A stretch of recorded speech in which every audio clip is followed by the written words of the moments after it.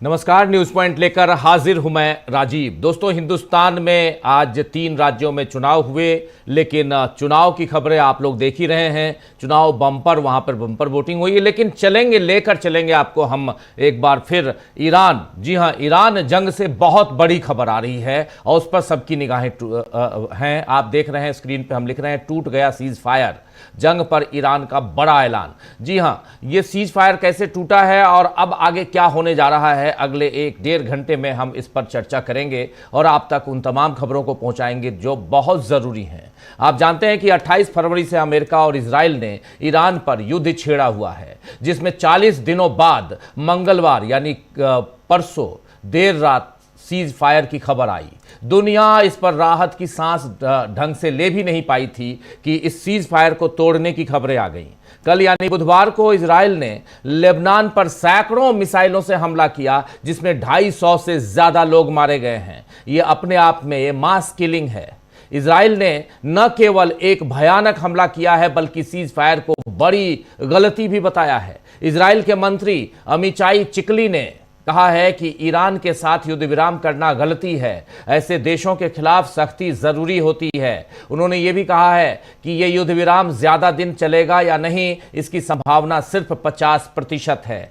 चिकली ने यह भी कहा है कि ईरान की तुलना जापानी साम्राज्य और नाजी जर्मनी से करते हुए, जी हां, चिकली ने ईरान की तुलना जापानी साम्राज्य और नाजी जर्मनी से करते हुए कहा है कि ऐसे देशों को पूरी तरह हराना जरूरी होता है। यानी इजराइल यहां पर साफ साफ कह रहा है कि ये संभावना जो सीज फायर की आप लोग कह रहे हैं वो 50% से ज्यादा नहीं है। और अभी भी, और यही बात बिन्यामिन नेतन्याहू कह चुके हैं कि वो एक हारा हुआ देश है, ईरान हमसे कमजोर देश है और इसमें अंत तक यानी रिजल्ट तक पहुंचना जरूरी है, या तो बातचीत के जरिए या फिर युद्ध के जरिए, लेकिन रिजल्ट तक, मुकाम तक पहुंचना जरूरी है। इजराइल का यह रुख देखकर अब सवाल उठ रहा है कि इस्लामाबाद में जो शांति वार्ता होने वाली है वो आगे कैसे बढ़ेगी, क्योंकि ट्रंप अब भी इजराइल की बात ही मानते दिख रहे हैं। ट्रंप ने ट्रूथ सोशल पर लिखा है कि सभी अमेरिकी जहाज, विमान और सैनिक ईरान के अंदर और आसपास मौजूद रहेंगे।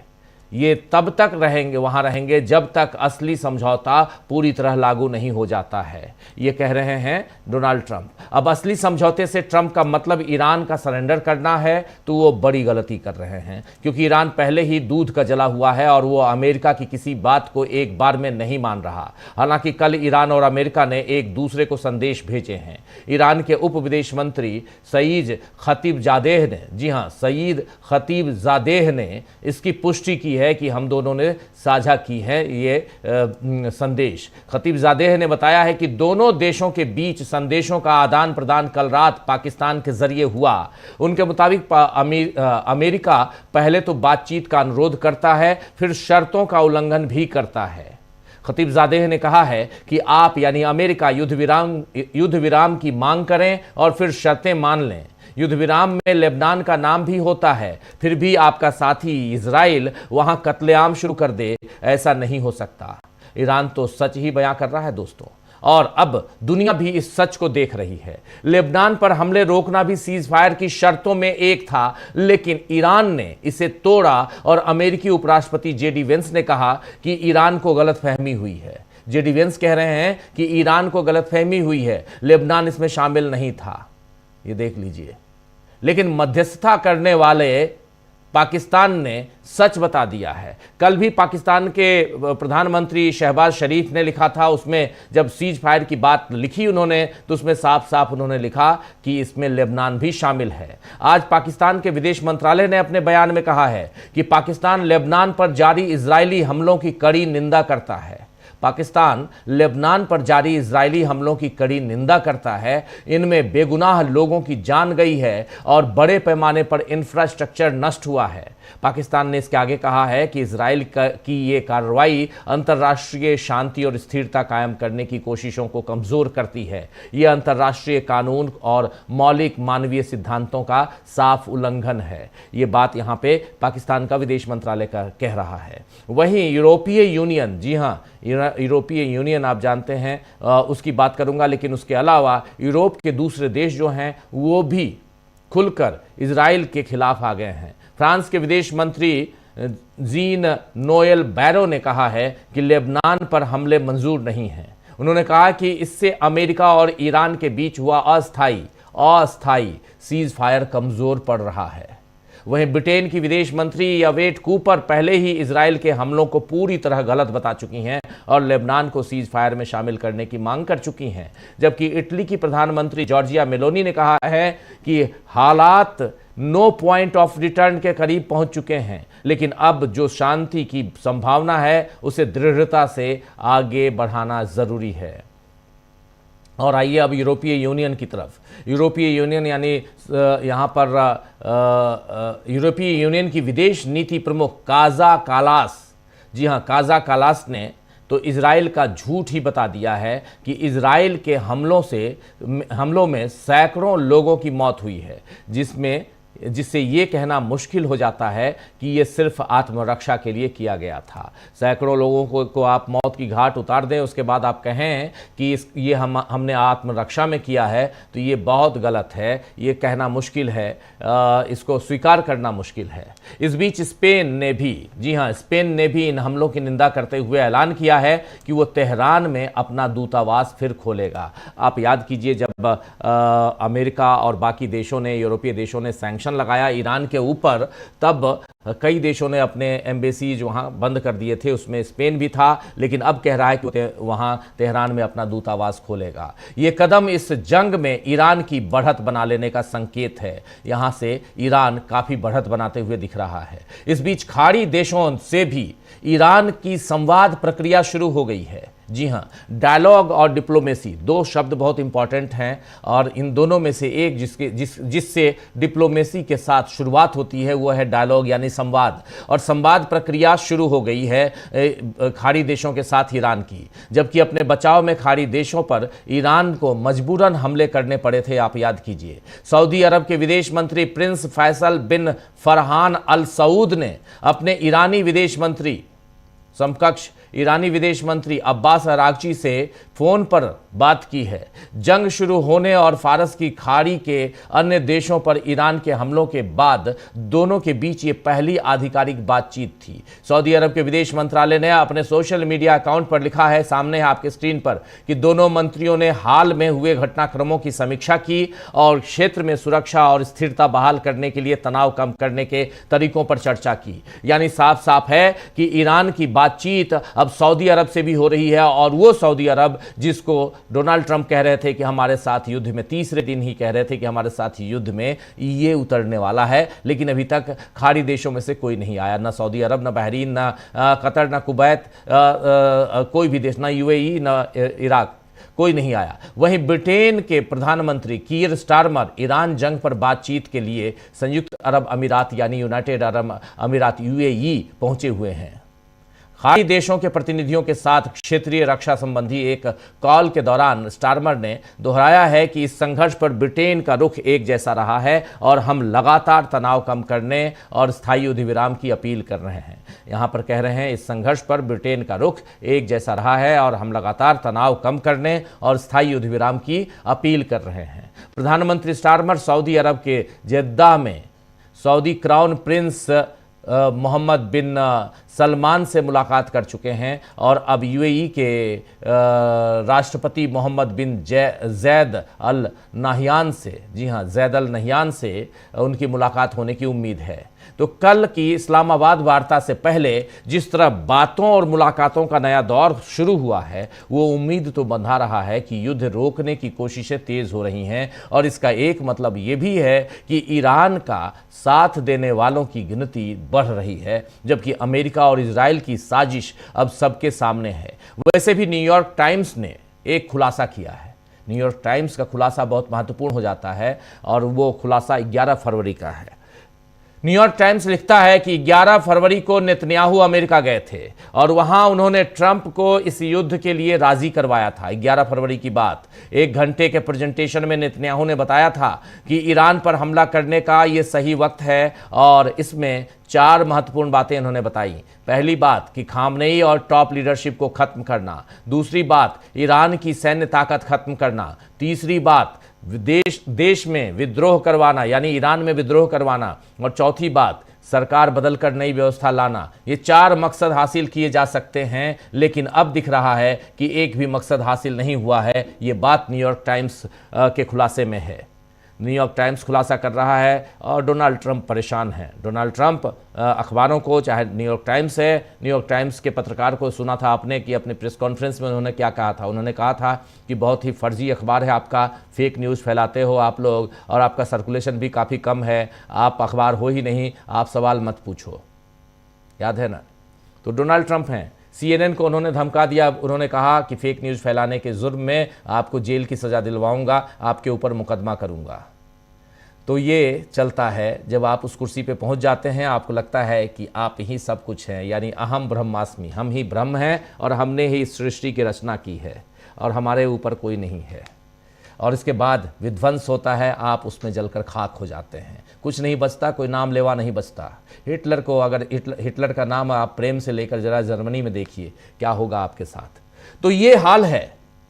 और आज चर्चा करेंगे कि क्या कल इस्लामाबाद से अमेरिका और इजराइल को बड़ा झटका मिलने वाला है। टूट गया है सीज फायर। जो कुछ लेबनान में हुआ है उसको देखकर यही कहा जा सकता है। ईरान का कहना है कि सीज फायर के बाद 3 महत्वपूर्ण बातें की हैं और ये तीनों महत्वपूर्ण बातें ये बताती हैं कि सीज फायर को अमेरिका और इजराइल ने तोड़ दिया है। उसमें पहली बात कि लेबनान पे हमला करना, ये पहला सीज फायर तोड़ने का, सीज फायर का उल्लंघन। दूसरी बात, ईरान के क्षेत्र में एयर स्पेस में ड्रोन भेजना, ये दूसरा सबसे बड़ा उल्लंघन। तीसरा, जो परमाणु संवर्धन की बात थी, यूरेनियम संवर्धन, इस पे एनरिचमेंट, जो यूरेनियम एनरिचमेंट की बात थी, उस बात पे भी मुकर जाना। यानी ये 3 सीज फायर के उल्लंघन की बात। और इस बीच उधर व्हाइट हाउस की प्रवक्ता का कहना है कि ये जो 10 शर्तें रखी गई हैं ईरान की तरफ से, ये 10 शर्तें कूड़ेदान में फेंक देने लायक है, डस्टबिन में फेंक देने लायक है, ये कहना है उनका।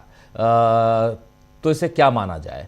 क्या कल सीज फायर पर इस्लामाबाद में बातचीत होगी? उधर इस्लामाबाद से जो खबर आ रही है वो ये कि इस्लामाबाद में कर्फ्यू जैसा आलम है। चारों तरफ जितने होटल हैं उसमें सारे होटल बुक हो चुके हैं। सबको बिल्कुल बुक होने का मतलब है कि सबको खाली करवा दिया गया है और कोई भी नए नहीं आएंगे, क्योंकि जो 2 देश, जो जंग वाले देश हैं, वो आ रहे हैं और उनके लिए सुरक्षा की कड़ी वहाँ पर व्यवस्था की गई है। पैनी निगाहें रखी जा रही हैं और ये पाकिस्तान के लिए ज़रूरी भी है, जबकि पाकिस्तान और अफ़गानिस्तान अभी खुद उलझे हुए हैं, दोनों आपस में जंग में लगे हुए हैं। और ऐसे में पाकिस्तान आना, अमेरिका से 3 लोगों के नाम आ रहे हैं, जिसमें पहला नाम जो है वो JD वेंस का है, जो अमेरिका के उपराष्ट्रपति हैं। दूसरा नाम विटकॉफ का है और तीसरा नाम कुशनर का है। ये तीनों अमेरिका से आ रहे हैं, लेकिन ईरान से कौन आ रहा है अभी पता नहीं, ऑफिशियली कंफर्म नहीं हुआ है ईरान की तरफ से, और न ही ऑफिशियली कंफर्म अमेरिका की तरफ से हुआ है। लेकिन अमेरिका से जो सोर्सेज बता रहे हैं उस आधार पर बता रहा हूँ। और हाँ, अभी खबर ये आ रही है कि प्रेस सेक्रेटरी ने ऑलरेडी कंफर्म कर दिया है कि ये तीनों आ रहे हैं इस्लामाबाद, यानी उपराष्ट्रपति JD वेंस और विटकॉफ और कुशनर, ये तीनों आ रहे हैं। ये ऑफिशियली कंफर्म हो गया है। लेकिन इन सबके बीच सीज फायर को तोड़ने के जुर्म में ईरान क्या चाहेगा? ईरान के ऊपर एक सबसे बड़ी चीज़ है कि ईरान का यहाँ जो हाथ है वो आगे बढ़ता है, लेकिन ईरान जो चाहता है उसे वो मिल नहीं पा रहा है, क्योंकि 2 धूर्त देशों के साथ उसे लड़ना पड़ रहा है। ये दोनों धूर्त देश हैं। एक अमेरिका, सदा से, हमेशा से हम लोग जब से सुनते आए हैं उसकी धूर्तता की कोई कमी नहीं है। और इजराइल को आप क्या कहेंगे? इजराइल तो ऐसे ही धूर्त नंबर, मतलब धूर्तता में वो अमेरिका से आगे बढ़ने की कोशिश करता रहता है, लेकिन पिछड़ जाता है इसलिए क्योंकि उसके पास वो हथियार नहीं है जो अमेरिका के पास है। अमेरिका ही हथियार मुहैया करवाता है। तो दोनों जो बदमाश हैं एक साथ हैं, और ईरान यहाँ पर बदमाशी नहीं बल्कि प्रेम के साथ आगे बढ़ना चाहता है। क्या यहाँ पर युद्ध और प्रेम दोनों में किसकी जीत होगी, ये देखते हैं। चलिए चर्चा की शुरुआत करते हैं। हमारे साथ कुछ वरिष्ठ साथी जुड़े हुए हैं, उनसे पहले आपका परिचय करवाता हूं और आगे बढ़ते हैं। हमारे साथ देखिए इस वक्त 5 वरिष्ठ साथी जुड़े हुए हैं। हमारे साथ सीधे ईरान से जुड़े हुए हैं हमारे साथी, लगातार हमारे साथ जुड़ते हैं। आकिफ जैदी साहब, आपका स्वागत करता हूं जैदी साहब इस कार्यक्रम में। हमारे साथ इधर हिंदुस्तान से 4 वरिष्ठ साथी जुड़े हुए हैं। प्रोफेसर अखिल स्वामी जी हैं, प्रशांत टंडन जी हैं, प्रेम कुमार जी हैं और अमलेंदु उपाध्याय जी हैं। आप चारों का स्वागत, इस्तकबाल, पांचों का स्वागत, इस्तकबाल और स्वागत इस्तकबाल अब तमाम दोस्त साथी शुभचिंतक आपका जो अब तक जुड़ चुके हैं उनका भी, जो जुड़ने वाले हैं उनका भी। जैदी साहब, आकिब जैदी साहब, आपके पास ही सीधे आना चाहता हूं। ये टूट गया सीज फायर ये कहें, या सीज फायर जो है वो दो सप्ताह तक कम से कम बरकरार रहने वाली है, ये माना जाए? कैसे देखते हैं इसको आप, और अगर ये टूट गया तो क्यों इसको टूट गया कहा जाए? जी, बिस्मिल्लाहिर्रहमानिर्रहीम। जी, शुक्रिया। बहुत अहम और नाजुक मोड़ पर हैं इस वक्त पश्चिम एशिया के हालात और उसी की वजह से दुनिया के हालात। मैं आपका जवाब जो है वो संक्षेप में देने के बजाय थोड़ी सी मैं बहुत ही अभी हाल ही की तारीख की तरफ मैं रुजू करना चाहूँगा। 2025 के 2 वाक़े मैं दर्शकों के सामने रखना चाहूँगा। पहले मई और जून। मई के महीने में एक बहुत बड़ी खबर आई। 6 मई 2025 को ये खबर आई कि अमेरिका और अंसारुल्लाह यमन के बीच में एक समझौता हो गया है, एक मुआहिदा हो गया है कि जिसके तहत अमेरिका ने कहा कि हम अपना फौजी बेड़ा, अपनी नेवी, अपना एयरक्राफ्ट कैरियर सब लेके हम यहाँ से जा रहे हैं। हम आपके यमन के तट और रेड सी और गल्फ ऑफ एडन, ये पूरे इलाके हम खाली करके दूर जा रहे हैं। आप इसके बदले में, यानी अंसारुल्लाह, आप इसके बदले में अमेरिका की शिप को टारगेट करना छोड़ दीजिए। ये मुआहिदा हुआ और इस पर अमल हुआ और ये बहुत बड़ी खबर खास तौर पर ये 2 पहलू से थी। एक तो ये कि सब इसको समझ रहे थे कि ये अमेरिका की नेवी की फौजी शिकस्त है, यानी मैदानी जंग में छोटे से अंसारुल्लाह से ही हार गया है। लेकिन उससे भी ज्यादा बड़ा पहलू जो आज की खबरों में उसका ज्यादा भी इस वक्त महत्व है कि ये अलामत उसकी थी कि अमेरिका के ऊपर जब मार पड़ती है तो वो इसराइल को छोड़कर अलग से अपना रास्ता निकाल लेता है, क्योंकि ये जंग शुरू अंसारुल्लाह शिप्स को गज्जा की जेनोसाइड की वजह से टारगेट कर रहा था और इसराइल को टारगेट कर रहा था। लेकिन उस मुआहिदे में ये नहीं कहा गया कि आप इसराइली शिप्स को भी नहीं टारगेट करेंगे, आप इसराइल के ऊपर मिसाइल का हमला रोक देंगे, बल्कि कहा गया बस आप हमारी जान छोड़ दें, हम यहाँ से निकल रहे हैं। ये बहुत बड़ा झटका था और ये झांकी थी उन हालात की जो अब पैदा होना शुरू हो गए हैं पश्चिमी एशिया में। ये एक खबर। दूसरा जो रिसेंट हिस्ट्री से मैं यहाँ सामने लाना चाहता हूँ वो है जून 2025। जून 2025 यानी 12 रोजा जंग। 12 रोजा जंग में क्या देखा दुनिया ने कि 12वें दिन एक सीज फायर या कम से कम ऑफिशियल सीज फायर नहीं तो कम से कम हमला रुक जाता है, दोनों तरफ से हमला रुक जाता है। वो बातचीत किसके जरिए होती है? अमेरिका दरखास्त करता है कतर के जरिए ईरान से कि प्लीज आप इसको रोक दें, और ईरान उस वक्त अपना फायदा इसमें देखता है कि हाँ, इसको फौरन रोक दिया जाए और एक हमला अल उदैद पर करके रोक देता है। लेकिन चंद घंटे बाद ये खबर आती है कि ईरान में और हमले हुए हैं, और इसकी खबर जब एक रिपोर्टर लेकर अमेरिका में ट्रंप साहब के पास पहुंचता है और वो ट्रंप साहब से पूछता है कि आपकी इस पर क्या प्रतिक्रिया है, तो वो गालम गलौच पर फौरन आ जाते हैं और एफ वाली गाली जो है वो बाकायदे टीवी पर देते हैं और वो पूरे पब्लिश होती। क्यों? क्योंकि कहते हैं कि ये इसराइल को पता नहीं कि वो इस वक्त क्या कर रहा है। यानी इसराइल ने हमला किया था सीज फायर को नाबूद करने के लिए और तोड़ने के लिए। क्यों? क्योंकि सीज फायर में वो देख रहा था कि ये सीज फायर अगर इस तरह अभी होगी तो इसका मतलब है कि ईरान और ज्यादा पावरफुल होगा, और यही हुआ कि 12 रोजा जंग के बाद ईरान का ही पावर और ताकत बढ़ी। इन 2 बैकग्राउंड के साथ मैं आकर अब के जो हालात हैं उस पर आना चाह रहा हूँ कि फिर वही हुआ है। वो जो अंसारुल्लाह और यमन की हद तक छोटे पैमाने पर हुआ था, अब जो है वो पूरे वेस्ट एशिया के इलाके में हुआ है कि रेजिस्टेंस एक्सिस ने, मुकाबमत ने, प्रतिरोध मोर्चे ने अमेरिका को इतनी मुंह की खिलाई है, धूल चटाई है इतने दिन कि वो उस नतीजे पर पहुंच गया कि भाई अपना कोई मुआहिदा करके निकल जाओ। और दुनिया हैरान हुई कि जब अमेरिका के सदर ने अपना लहजा अचानक बदला और कहा कि ईरान के ही जो 10 पॉइंट हैं हम उसी को गुफ्तगू और बातचीत का हम बेसिस करार देते हैं। और दुनिया हैरान कि ये कितनी बड़ी कैपिटुलेशन है। वो कैपिटुलेशन जो चाह रहे थे और सोच रहे थे कि ईरान करेगा, वो आखिर अमेरिका ने किया और सिर्फ 40 दिन ही लगे उसको इस मंजिल तक पहुंचाने में। तो वो जैसे यमन में के साथ हुआ था छोटे पैमाने पर, और दोबारा जिस तरह जून में हमने देखा था कि जहां पर युद्ध विराम होने की बात होती है इसराइल परेशान होता है, वो तो 12 रोजा जंग तो बहुत छोटी जंग थी इस जंग के मुकाबले में। उस वक्त अगर परेशान हुआ, पैनिक किया, और साथ में उसमें इतना इतना एरोगेंस भी उसके अंदर पाया जाता था, अहंकार पाया जाता था कि हम अमेरिका को हम नचा सकते हैं, वो हमारे हिसाब से चलेगा। उसी तरह से अचानक लेबनान पर यह हमला, ये लेबनान पर हमला पहले क्यों नहीं हुआ, सीजफायर से पहले क्यों नहीं हुआ? क्योंकि सीजफायर ने ऐसा खौफ पैदा किया इसराइल के अंदर कि उसको लगा कि मुझे इसको सैबोटाज करना है, नाबूद करना है। ये जिस सीजफायर की तरफ बात बढ़ रही है, क्योंकि ये सीजफायर दुनिया के लिए तो आराम का एक वसीला और साधन बनने जा रहा है, लेकिन अमेरिका के खुरूज और अमेरिका की रवानगी का ये साधन बनता जा रहा है, और उसकी भूमिका इसी के जरिए कायम हो रही है कि ये गुफ्तगू इस्लामाबाद में, फिर बाद में और डिटेल्स, और अमेरिका यहाँ से बाहर। अमेरिका गया बाहर तो इसराइल तो जाहिर सी बात है टिक नहीं सकता, सबको पता है कि अमेरिकन प्रॉक्सी है इसराइल। तो ये पैनिक में आता है और ये हमला करता है। ईरान इस बात को समझ रहा है कि ये लेबनान पर हमला ये ताकत की निशानी नहीं है, पूरा ये रेजिस्टेंस एक्सिस समझ रहा है ये लेबनान पर हमला ताकत की निशानी नहीं है, कमजोरी और पैनिक की निशानी है। हत्ता लेबनान के लोग, हिजबुल्लाह भी इस बात को अच्छी तरह समझ रहे हैं कि ये क्या है, ये कमजोरी और पैनिक की निशानी है, और ये कोशिश है कि जो कश्ती डूब रही है उसको किसी तरह से बचाए और किसी तरह से साहिल तक और किनारे तक लगाएं। और उनको ये भी पता है कि हमला किया गया है इस मकसद से कि ईरान पर दबाव पड़े कि वो बड़े पैमाने पर दोबारा से हमले शुरू करें, और इस तरह से जो सीजफायर का माहौल बनता जा रहा है वो खत्म हो।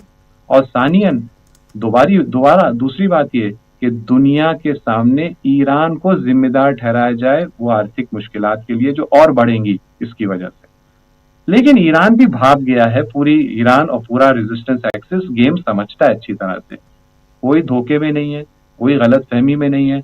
यहाँ जो नेशनल सिक्योरिटी काउंसिल का बयान, लंबा सा बयान आया कल सुबह, नमाज से पहले आया था कल, वो पूरा फारसी में बयान, उसमें ऐसे ऐसे जुमले हैं कि जंग खत्म नहीं हुई है, जंग का मैदान बस बदलने जा रहा है, जंग जारी है। मैदान पहले था ये मिसाइल और ड्रोन वगैरह का मैदान था, अब वो बदल के जा रहा है और जंग अब डिप्लोमेसी के मैदान में होगी।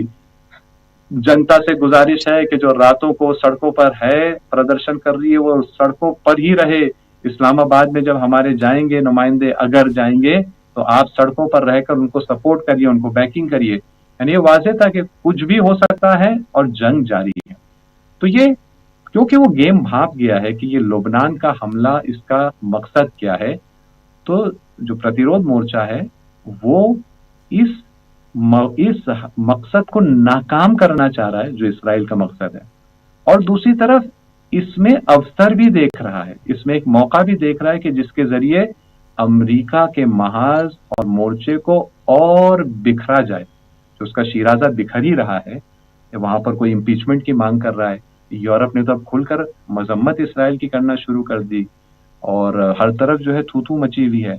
ये जो है इसको और ज्यादा एक्सेलरेट करे, और असल बात ये है कि अब प्रतिरोध मोर्चे ने अमेरिका को एक बहुत ही खतरनाक दोराहे पर लाके खड़ा कर दिया।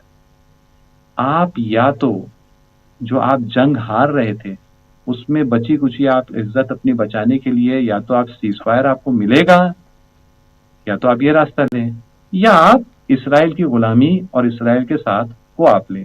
आपको दोनों चीजें नहीं मिल सकती। अगर आपको सीजफायर चाहिए, जो कि 1 महीने से चाहिए है अमेरिका को, जो ये 40 दिन हो गए जंग में, पहले 10वें दिन के बाद से अमेरिका की तरफ से सिग्नल, मैसेज, गिड़गिड़ाहट, दरखास्त, हर चीज, प्रार्थना आना शुरू हो चुकी थी। अगर आपको वो चीज चाहिए जो 1 महीने से आप जिसको तलब कर रहे हैं, तो आपको इसराइल को काबू में लेना होगा, इसराइल पर लगाम लगानी होगी, एक तरह से इसराइल के साथ अपने नाते को चेंज करना होगा, और इसराइल को कंट्रोल में लेना होगा, या इसराइल को छोड़ना होगा। या अगर आप ये नहीं चाहते सीजफायर, आपके लिए इसराइल ज्यादा प्यारा है, तो ठीक है, आप इसराइल की तरफ चले जाइए, इस्लामाबाद में आप आइए, शहबाज शरीफ साहब के साथ चाय पीजिए, बातें करिए, हम वहां नहीं होंगे। इस दोराहे पर प्रतिरोध मोर्चा इस वक्त लाके खड़ा कर रहा है। इसीलिए अभी हाल ही में 1 घंटे 1.5 घंटे पहले के जो ट्वीट्स हैं वो इसी किस्म के हैं। उससे पहले के और पुराने ट्वीट्स में अरागची साहब ने फोकस क्या किया है, the ball is in the US court. America के पाले में के गेंद है, वो अब तय करे उसे क्या करना है। ये इसलिए नहीं क्योंकि अमेरिका पावरफुल है, क्योंकि अमेरिका को अब चूज करना है। उसको चाहिए है कि बच के किसी तरह निकल जाए, बचने का रास्ता चाहिए, या वो इसराइल की गुलामी को इख्तियार करे। दोबारा अभी के भी जो ट्वीट्स आ रहे हैं यहाँ की हुकूमत के ओहदेदारों की तरफ से, वो सब यही है।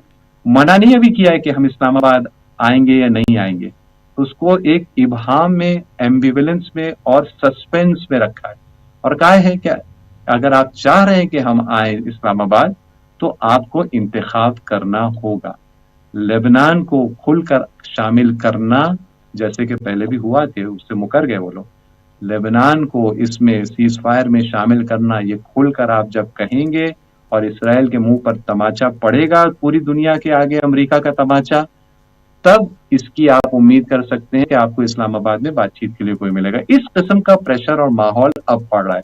यानी वो जो अवसर देखा इसराइल ने कि हम लेबनान पर हमला करेंगे और इस तरह से हम पूरा खेल बिगाड़ देंगे और ईरान को बदनाम दोबारा करने की कोशिश करेंगे, प्रतिरोध मोर्चा इसको बदलकर अमेरिका पर दबा। अमेरिका का गिरहबान इस वक्त जो है वो प्रतिरोध मोर्चे के हाथ में, और उस तरह से वो दबाव डाल रहा है कि ये जो जहरीला रिश्ता और नाता पाया जाता है कि जिसकी वजह से इसराइल को अपने तमाम जो अपने अपराध हैं, जेनोसाइड करने के लिए सारा जो जो जो उसको ऑक्सीजन जहां से मिलता है, असला भी वहीं से मिलता है, पैसा भी अमेरिका से आता है, डिप्लोमेटिक सपोर्ट भी वहां से मिलता है, इस शाहरग पर एक जर्ब लगनी चाहिए, एक वार लगनी चाहिए। शायद एक बार में शाहरग कटेगी नहीं, खत्म नहीं होगी, लेकिन इसको एक जख्मी होना चाहिए बुरी तरह से इस लिंक को।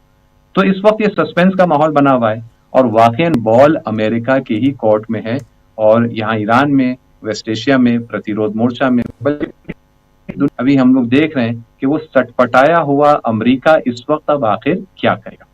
जी, तो यहाँ पे साफ है, अभी तक ये क्लियर नहीं है कि ईरान का डेलीगेशन जाएगा या नहीं जाएगा इस्लामाबाद।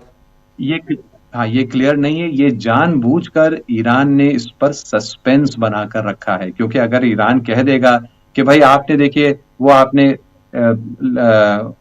इसराइल ने फला कर दिया, आपने ये फला कर दिया, हम तो नहीं आ रहे हैं, तो इस वक्त तो इसराइल का ही मकसद फौरन पूरा हो जाएगा ना। तो इस वक्त ईरान ये अप्रोच नहीं ले रहा है। ईरान कह रहा है कि भाई आपकी तरफ से तो उल्लंघनें शुरू हो गई हैं, और जिसमें सारा फोकस वो ज्यादा लेबनान पर कर रहा है, और क्योंकि लेबनान को ही इसराइल ने जो मुद्दा इस वक्त बना दिया है और कह रहा है कि लेबनान को भी शामिल होना ही पड़ेगा, या तो सीज फायर पूरे रीजन में है या कोई बातचीत करने का फायदा ही नहीं है। और इस तरह दबाव में अब अमेरिका आ गया है, और अमेरिका और इसराइल का जो नाता है वो निशाने पर आ गया है डायरेक्ट, और वो ईरान कोशिश कर रहा है कि इस दबाव को यूज करे और इस तरह से उनके रिश्ते में एक बड़ी दरार पैदा करे पूरी दुनिया के सामने, और उसके बाद फिर इस्लामाबाद जाए और फिर आगे बढ़ा। यहीं पर मैं जो केंट वाली बात भी ऐड कर दूं। जो केंट, जो आपके दर्शक जानते हैं, काउंटर टेररिज्म के जो चीफ हुआ करते थे, रिजाइन किया ईरान की जंग, ईरान पर ये नाजायज हमले के बाद से कई इंटरव्यू दे रहे हैं। कई इंटरव्यूज में उनकी एक अहम बात ये होती है, कहते हैं कि हम कोई पीस एग्रीमेंट हो ही नहीं सकता, कोई cease fire, lasting cease fire हो ही नहीं सकता जब तक वी डोंट रिस्ट्रेन इसराइल, जब तक हम लगाम नहीं लगाते इसराइल पर। ये उन्हीं का, ट्रम्प के पूरे एडमिनिस्ट्रेशन का अंदर का आदमी है जो बता रहा है, कह रहे इसके बगैर हो ही नहीं सकता। और यहीं पर कोशिश है कि वो लगाम लग जाए, लेकिन क्या लगाम लगेगी, क्या कामयाबी मिलेगी, वक्त बताएगा। और तजुर्बे ने बताया कि इसराइल इतनी आसानी से लगाम लगने नहीं देगा। इसीलिए मुझे खास तौर पे खतरा है राजीव जी के फॉल्स फ्लैग अटैक आज और कल, इसका खतरा बहुत ज्यादा है। पूरे वेस्ट एशिया में खतरा है, बल्कि अब मैं कहूंगा कि उस नाजुक मंजिल पर आ गए कि अमेरिका के अंदर इस वक्त बहुत ही खौफनाक फॉल्स फ्लैग अटैक्स का खतरा हर सेकंड और हर मिनट बढ़ता जा रहा है इस वक्त। तो देखिए आगे क्या होता है।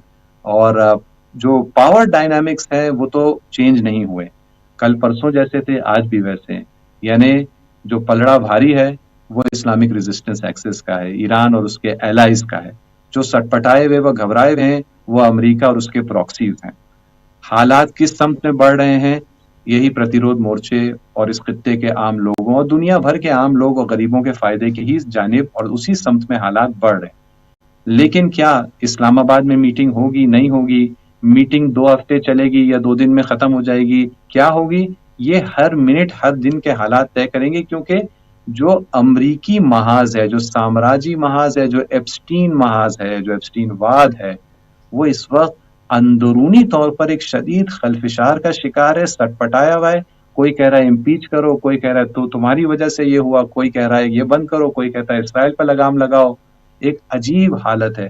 वो जो जैसे कहा जाता है, सुना है, मुझे नहीं पता ये सही है कि नहीं, लेकिन कहते हैं कि एक चीनी एक विद्वान हुआ करते थे, सन त्सू, आर्ट ऑफ वॉर की किताब कई लोग कोट करते हैं, मैंने खुद स्टडी नहीं किया है डिटेल में, लेकिन कहते हैं कि उनका एक मशहूर जुमला ये है कि जब तुम्हारा दुश्मन गलती कर रहा हो तो उसको टोकना मत।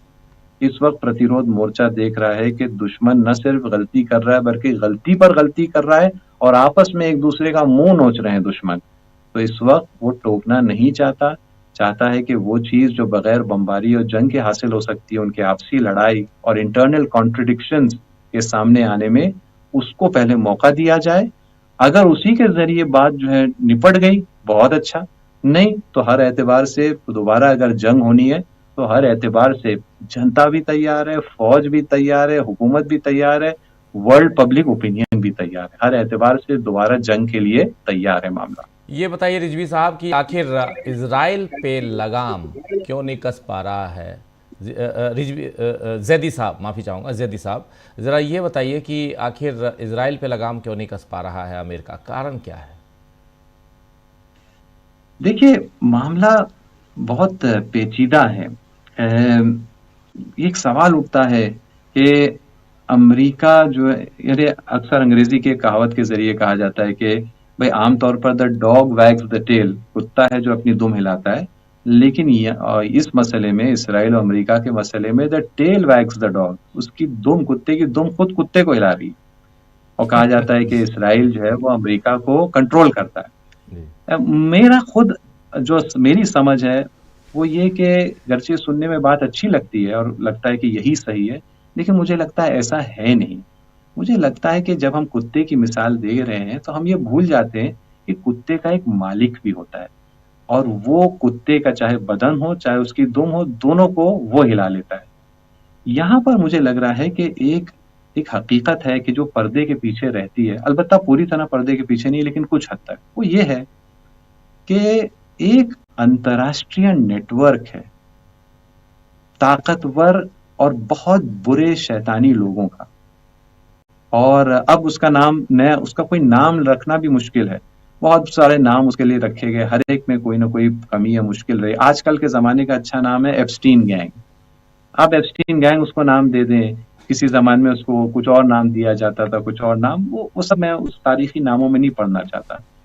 इसमें अमेरिकन भी हैं, यूरोपियन भी हैं, इसमें हो सकता है हमारे देश के भी कुछ लोग हों, बड़े बड़े उद्योगपति, बड़े बड़े, और सब में चक्कर। एक ऐसा नेटवर्क है दुनिया में कि जिसका नजरिया ये है कि सब हमारे गुलाम हैं, जिसका नजरिया ये है कि हम ही सब कुछ है, दूसरे सब जो है, यानी दूसरों के पास कोई हक नहीं है, दूसरों को बस हमारी गुलामी करना है, हम जो कहेंगे वही होगा। इंसानियत वगैरह तो कोई चीज नहीं। इंसानियत का हो सकता है पाठ ये लोग पढ़ाएं, लेकिन जर्रा बराबर इनका कोई ईमान नहीं है किसी चीज में। ये लोग किसी दीन मजहब को नहीं मानते, घर से इनमें से बहुत सारे दिखावा करेंगे कि हम फला जो है बहुत ही हम मतलब चर्च जाएंगे और फला जाएंगे, लेकिन दीन ईमान है नहीं, इनके दिल में कुछ नहीं है। ये वैसी एक बहुत खतरनाक एक नेटवर्क है। अमेरिका भी इनके कंट्रोल में है, पूरा अमेरिका का सिस्टम, इसराइल भी इनके कंट्रोल में है, और कई सारे दूसरे देश भी कंट्रोल में है, कई सारे कंपनीज इनके कंट्रोल में है। हर जगह कंट्रोल 100% नहीं, कहीं पर 100% कंट्रोल है, जैसे इसराइल में, कहीं पर 80% 90% कंट्रोल है, जैसे अमेरिका वगैरह।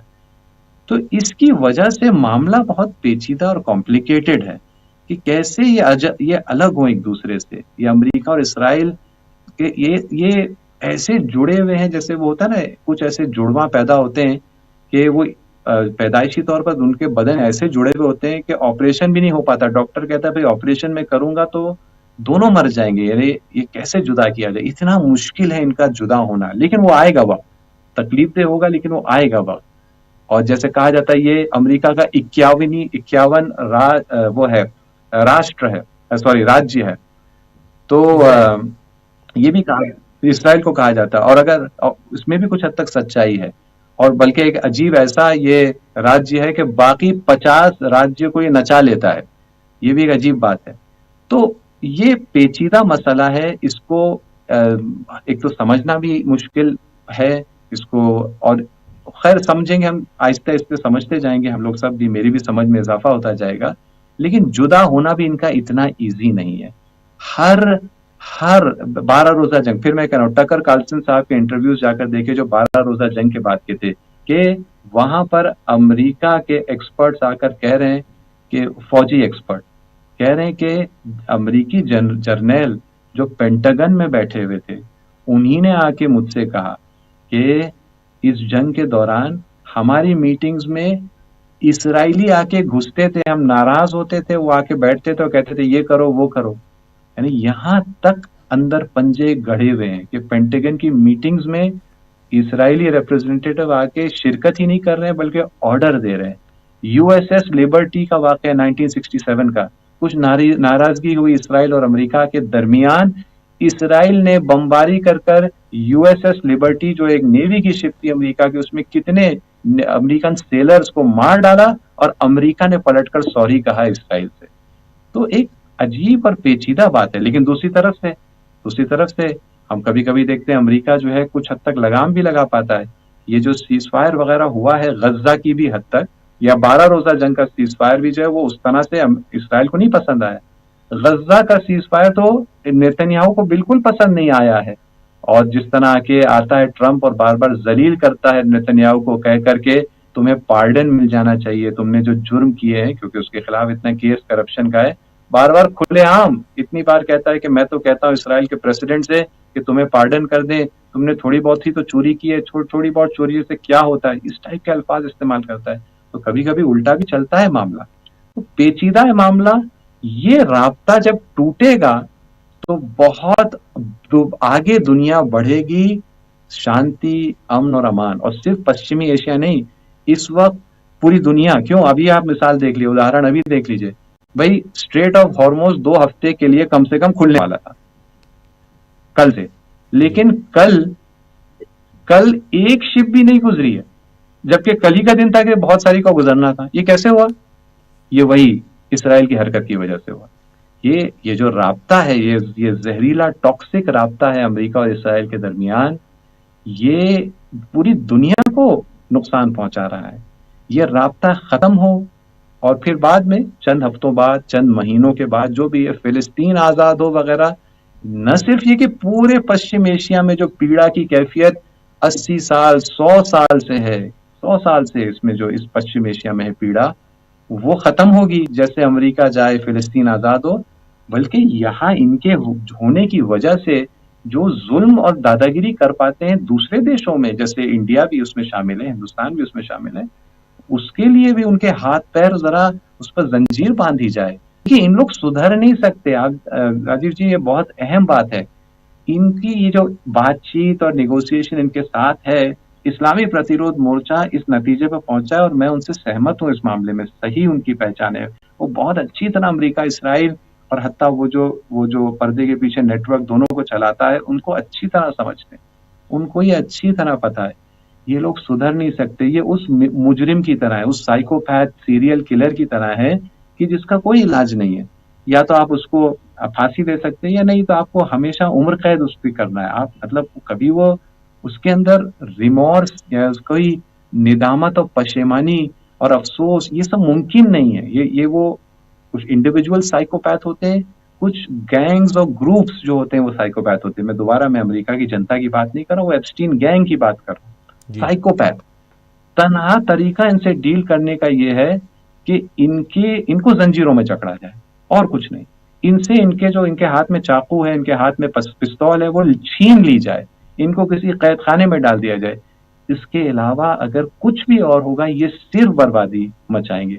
और ये जो इस्लामाबाद या कहीं भी कभी भी इनके साथ कोई भी डिस्कशन होता है, वो इस समझ के साथ डिस्कशन हो रहा है कि ये डिस्कशन इनसे इनका असलहा, इनकी पिस्तौल चाकू लेने के लिए, ये डिस्कशन वो भूमिका कायम करने के जिसके आखिर में ये किसी कैद में जाके इनको बंद किया जाएगा। इनके हाथ हाथ पैर को बांधने के लिए ये किया जा रहा है, ताकि कदम ब कदम शुरू में पश्चिम एशिया और उसके बाद कदम ब कदम दुनिया के दूसरे हिस्सों में इनकी बर्बादी करने की क्षमता इनसे ली जाए, क्योंकि इरादा इनसे नहीं लिया जा सकता।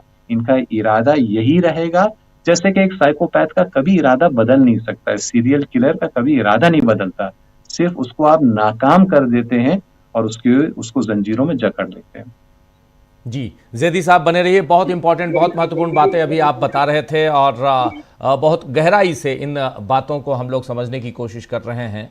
और ये जंग एक ऐसे मुहाने पे जहाँ से कुछ भी हो सकता है। ये इस जंग में हम परमानेंट सॉल्यूशन देख सकते हैं या इस जंग को एस्केलेट होते हुए देख सकते हैं।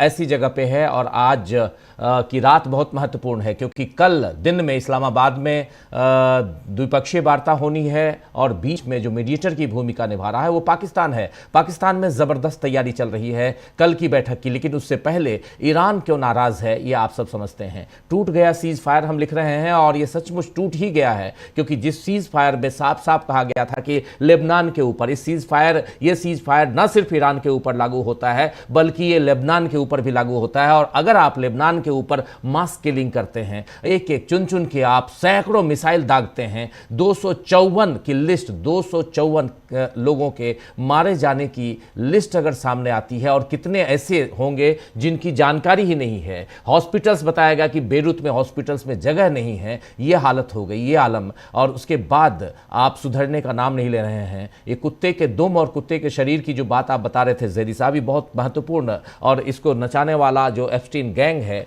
वो कौन है इसको भी जानना जरूरी है। जरा एक छोटा सा जल्दी से कमेंट लेना चाहूंगा प्रोफेसर अखिल स्वामी जी आपसे, और फिर ज़ैदी साहब आपके पास आऊंगा, प्रशांत जी, प्रेम कुमार जी, अमलेंदु जी, आप तमाम साथी हमारे साथ बने रहिए। प्रोफेसर साहब, जरा आपसे समझना चाहता हूं, क्या आपको लगता है इसमें सबसे बड़ा कारण, क्योंकि जो साफ साफ हम लोग देख रहे हैं कि इजराइल परसों से जिस ढंग के बयान दे रहा है, वो बयान भी दिखाई दे रहा है कि वो अमेरिका के खिलाफ दे रहा है, वो ईरान के खिलाफ बयानबाजी नहीं कर रहा है, वो सीधा सीधा, भले दबी जुबान में ही सही, लेकिन वो अमेरिका के खिलाफ बोल रहा है। जितनी खबरें देख लीजिए, जितने बयान आ रहे हैं, इजराइल के नेतन्याहू का बयान देख लीजिए, उनके मंत्रियों का बयान देख लीजिए, सब यही कह रहे हैं कि ये और नेतन्याहू तो यहां तक कह रहे हैं कि वो हमसे दबा हुआ, हमसे पिछड़ा हुआ, हमसे कमजोर देश, वहां सीज फायर की बात ही नहीं है, वहां तो उसको दबा के जीतने की बात है।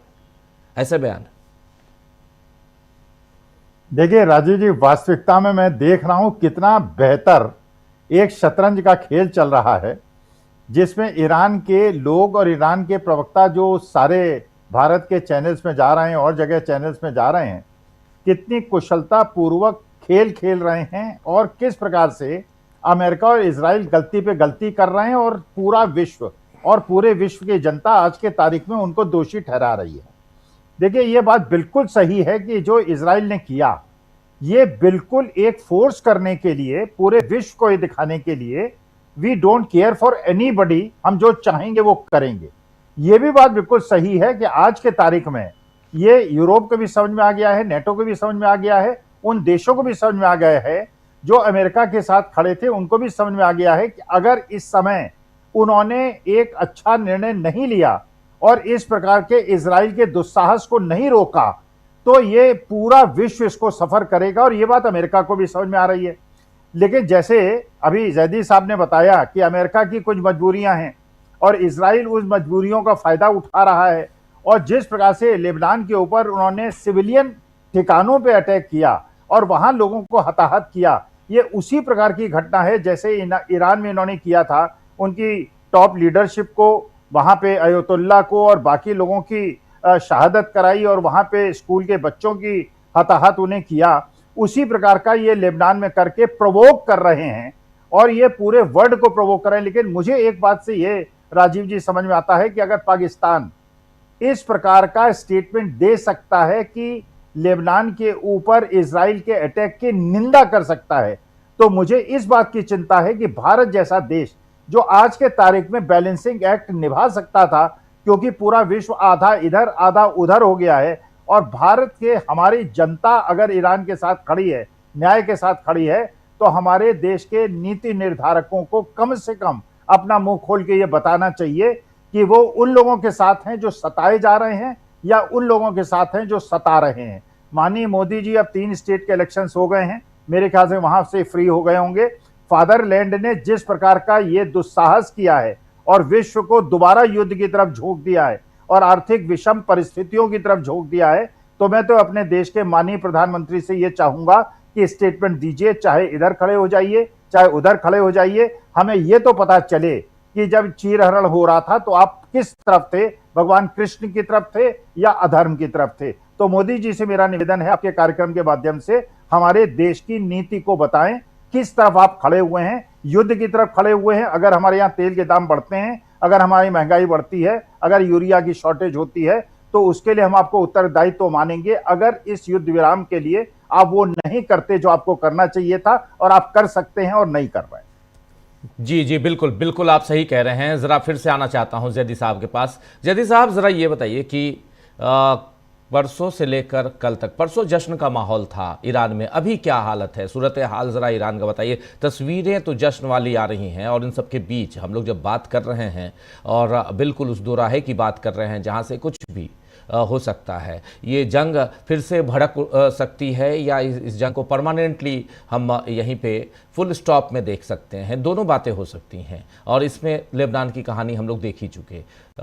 ओवरऑल अभी क्या सूरत हाल है और परसों से लेकर अभी तक ईरान के दूसरे किसी इलाके में किसी ढंग के ऐसे, हालांकि ये तस्वीर हम लोग देख रहे हैं, ऐसे जलसे की तस्वीर तो बहुत आ रही हैं, लेकिन फिर भी जरा सूरत हाल वहां का बताइए।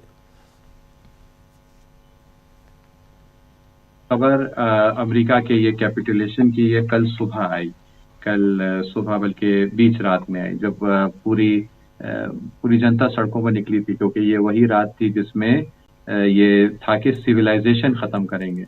लेकिन वो सिविलाइजेशन जीत गया और जो स्टोन एज वाले मानसिकता है वो हारी, और वो कल रात नहीं बल्कि परसों रात ये वाकया हुआ।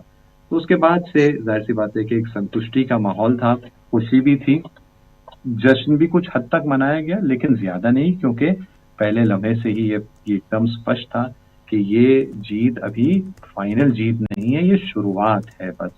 और बयान भी जो यहाँ के ओहदेदार के थे वो यही थे कि आप सड़कों पर रहिए, ये जंग अभी जारी है, हमें एक बड़ी कामयाबी मिली है, आप ही के साहस की वजह से, आपकी कुर्बानी और ईमान की वजह से इस सब को जारी रखिए। तो ऐसा कोई तस्वुर नहीं था ईरान में कि चलो जंग खत्म हो गई है। ये था कि एक मरहला लग रहा है खत्म हुआ है, अगला मरहला शुरू होने जा रहा है इस्लामाबाद में, वो भी अगर अमेरिका खरा उतरा, क्योंकि ये भी तो ईरानी जनता हो या चाहे ओहदेदार हो, सबको पता है अमेरिका वो खरा नहीं उतर पाता ना अपनी बात पे। पहले जो है वो खरा इसलिए नहीं उतर पाता था कि बदमाश है, यानी बेईमान है, वहाँ के जो हुक्मरान हैं वो बेईमान बदमाश है, खास तौर पर ये ट्रम्प साहब के अंडर। लेकिन इससे पहले के एडमिनिस्ट्रेशन भी, हालांकि 19-20 का फर्क, थोड़े से बेहतर थे, लेकिन ट्रम्प और इसके मामले में तो बहुत ही। लेकिन इस वजह में एक और वजह भी इजाफा हो गई है, जिसकी वजह से अब खरा नहीं उतर पाता, अपनी बात पर कायम नहीं रह पाता अमेरिका। पहले तो यही बदमाशी थी, अब उसके अंदर कमजोरी भी शामिल हो गई है, और ईरानी ये समझ रहे हैं कि जब एक गैंग जो है वो कमजोर होती है तो उस गैंग में अंदर इतनी अफरा तफरी पैदा होती है, इतना गद्दम फटखता उलट पुलट उनके दरमियान होता है कि वो हर मिनट अपनी बात इस वजह से भी बदल देंगे। तो पहले उनकी बदमाशी तो थी भी, जिसकी वजह से भरोसा नहीं हो सकता था उन पर, लेकिन अब बदमाशी के साथ साथ बहुत ज्यादा कमजोरी भी है, और इस पे भी नहीं भरोसा, और भी नहीं भरोसा, भरोसा और भी कम हो गया है उनके ऊपर। तो ये भी अंदाजा ईरानियों का था। तो इसलिए जब थोड़ी देर में खबरें आई कि यहाँ भी हमला हुआ और लेबनान में ये किया और फला किया, तो ताज्जुब इतना नहीं था, क्योंकि थोड़ा सा एक्सपेक्ट तकरीबन सब कर ही रहे थे कि इतना आसान नहीं होगा मामला। ये भी समझ में आने लगा कि ये जो लेबनान से खास तौर पर खबरें आ रही हैं ये हैं क्या। ये बुनियादी तौर पर एक बौखलाए हुए हिस्से की, यानी ये जो साम्राज्य एप्स्टीन का महाज और मोर्चा है उसके अलग अलग भाग हैं। एक भाग जो इसराइल से ज्यादा वाबस्ता है या इसराइली है या इसराइल में से उसके मफाद जो है वो वाबस्ता है, वो देख रहे हैं कि एकदम हमारा अंतिम समय बहुत नजदीक आ रहा है। वो बौखलाहट घबराहट के नतीजे में ये हमले कर रहे हैं और वो प्रोवोक करना चाह रहे हैं, जैसे स्वामी जी ने भी कहा कि वो प्रोवोक करना चाह रहे हैं एक रिस्पॉन्स के किसी तरह से यहाँ पर से पलट कर हमला हो। तो वो तो जाहिर सी बात है, उनके उस बिछाए हुए जाल में इतनी आसानी से तो नहीं फंसेगा प्रतिरोध मोर्चा। तो उसने यही कहा कि चलो इसको मौका बना दें, और ईरानी जनता के दरमियान भी यही मैसेज दिया गया, इसको अब मौके में हम तब्दील कर रहे हैं कि वो दबाव डाले ऊपर कि वो आप या तो आप सेलेक्ट करिए, आपको इस्लामाबाद में मीटिंग चाहिए या आपको इसराइल की दादागिरी बर्दाश्त करना है। और वो अब सटपटाया हुआ अमेरिका। तो ईरान के अंदर दूसरी अंदरूनी खबर जो बहुत अहम है वो है कि आज 40वां मनाया जा रहा है इमाम खामेनी रहबर शहीद का, इसलिए आज तो सुबह से प्रदर्शन है। नॉर्मली प्रदर्शन रात को 8 बजे 9 बजे से शुरू होते हैं, आज सुबह से पूरे देश में हर तरफ जो है वो सोग मनाया जा रहा है। और आपको पता है जैसे शिया कल्चर में होता है कि जब किसी का 40वां मनाया जाता है, याद मनाई जाती है, तो करबला का जिक्र होता है, मजलिसें होती हैं और मातम होता है। और इस तरह से वो तमाम वैल्यूज जो करबला रिप्रेजेंट करती है वो दोबारा से ताज़ा हो रही है। वैसे भी यहाँ के बच्चे बच्चे की घुट्टी में मिली हुई है ये चीज़ें, लेकिन हर साल आता है मुहर्रम, सफ़र, 2 महीने 8 दिन, उसमें वो ताज़ा होती है। अब मुहर्रम को गुजरे हुए इतने महीने हो गए और अभी आने में और चंद महीने, लेकिन आज का दिन तो पूरा फिर सब इमाम हुसैन, करबला, शहादत और वो इमाम हुसैन के जुमले, जैसे वो जुमला कि मुझ जैसा यानी मुझ जैसा शरीफ, तुझ जैसे यानी यजीद जैसे कि कभी भी बैअत नहीं कर सकता, कभी हाथ नहीं मिला सकता, या वो के जिल्लत कभी भी हमारे नजदीक आ ही नहीं सकती। ये नारे इस वक्त दिन भर आज सड़कों पर लग रहे हैं, वो सारी याद ताजा हो रही है। यानी एक तरह से जंग को आगे बढ़ाने के लिए जो साहस, जो मानसिकता पाई जाती है, उसको एक रिफ्रेश किया जा रहा है, अपडेट किया जा रहा है और बूस्ट मिल रहा है। तो आज का दिन तो पूरा लोग सड़कों पर निकले हुए और रात तक ही चलेगा, कल जुमे की नमाज तक, यानी तकरीबन 2 दिन ये मनाया जा रहा है। कल जुमे की नमाज तक ये पूरा सिलसिला ये पूरे देश में जारी रहेगा। यानी लोग थोड़ा बहुत जंग वंग भूल गए हैं क्योंकि सब लोग लग गए इसलिए इसी एक्टिविटी में लगे हुए हैं। अलबत्ता लोगों को पता है कि जंग जो है बस थोड़ी बहुत टली है और कभी भी दोबारा से बड़े पैमाने पर बमबारी और सब कुछ शुरू हो सकता है, और खबरों को भी फॉलो कर रहे हैं। लेकिन बुनियादी तौर पर लोग लगे हुए हैं सोग मनाने में, वो सोग जो उनको और एनर्जी और डायरेक्शन और साहस देता है इस दुनिया के सो कॉल्ड सुपर पावर और दर हकीकत दुनिया के सबसे बड़े बदमाश का मुकाबला आगे बढ़ाने में, यहाँ तक कि उसकी कमर वाकईन टूटे, चाहे वो फिलहाल पश्चिमी एशिया की ही हद तक कमर तोड़ी जाए। जी, आखिरी सवाल एक आपसे ज़रूर पूछना चाहूँगा कि जब इजराइल की बात कर रहे हैं हम लोग, इजराइल अमेरिका, यहाँ पर इस पूरे सीज़ फायर के दौरान, उससे पहले भी इजराइल कहाँ अगर हम लोग, आपने बहुत विस्तार से इजराइल और अमेरिका के रिश्तों को भी बताया, बाकी ओवरऑल कहाँ दिखाई देता है इजराइल? अगर ये सवाल करूँ क्या कहेंगे आप? ये फ्यूचर या मुस्तकबिल की का सवाल पूछ रहे हैं? फ्यूचर की बात कर रहा हूँ जी। फ्यूचर में देखिए, मैं इसका यूं जवाब दूंगा राजीव जी, वो ये कि ईरान की जनता चाह रही है और बहुत खुश है और चाह रही है कि ये जो अमेरिका के साथ जो ये जंग का मरहला है ये जल्दी निपटे। वो समझ रही है कि अमेरिका जो है वो उसकी जो है हवा निकल गई है और वो फरार का रास्ता ढूंढ रहा है और सब कुछ है। इस्लामाबाद में मुलाकात होती है, नहीं होती है, जो भी है, चाहे जल्द से जल्द उससे निपट जाए। और वो तकरीबन समझ गई जनता कि अमेरिका को की कमर जो है अब बहुत जल्दी टूटने वाली है, वो खुद भागना चाह रही है। क्यों चाह रही है कि वो निपटे? क्योंकि असल जो साहस है, असल जो दिलचस्पी है, जो हर ईरानी के दिल में तमन्ना है, वो ये कि फिलिस्तीन को आज़ाद किया जाए। और फिलिस्तीनियों पर जो 100 साल से अत्याचार हो रहा है और जो खास तौर पर 2.5 साल का जो जेनोसाइड है, ये हर ईरानी, बल्कि हर ईरानी क्या, पूरी उम्मत और उम्मत के अलावा भी कई इंसानों के दिल में जो जख्म इस चीज को लेकर है, जो गहरा घाव है, चाह रहे हैं कि इसका इलाज हो। और उनको पता है कि ये 2 स्टेज में है। अमेरिका को पहले जाना है यहाँ से, और हो सकता है कि उसमें बहुत बड़ी कामयाबी आज रात और कल ही मिल जाए कि अमेरिका कुछ ऐसा निशानी दे दे कि भाई हमने उठा के पटक दिया इसराइल को साइड में कि इसराइल तुम अपना रास्ता खुद देखो, हम निकल रहे हैं। हो सकता है आजकल में हो जाए, हो सकता है 1-2 महीने और लगे, लेकिन वो पॉइंट आएगा।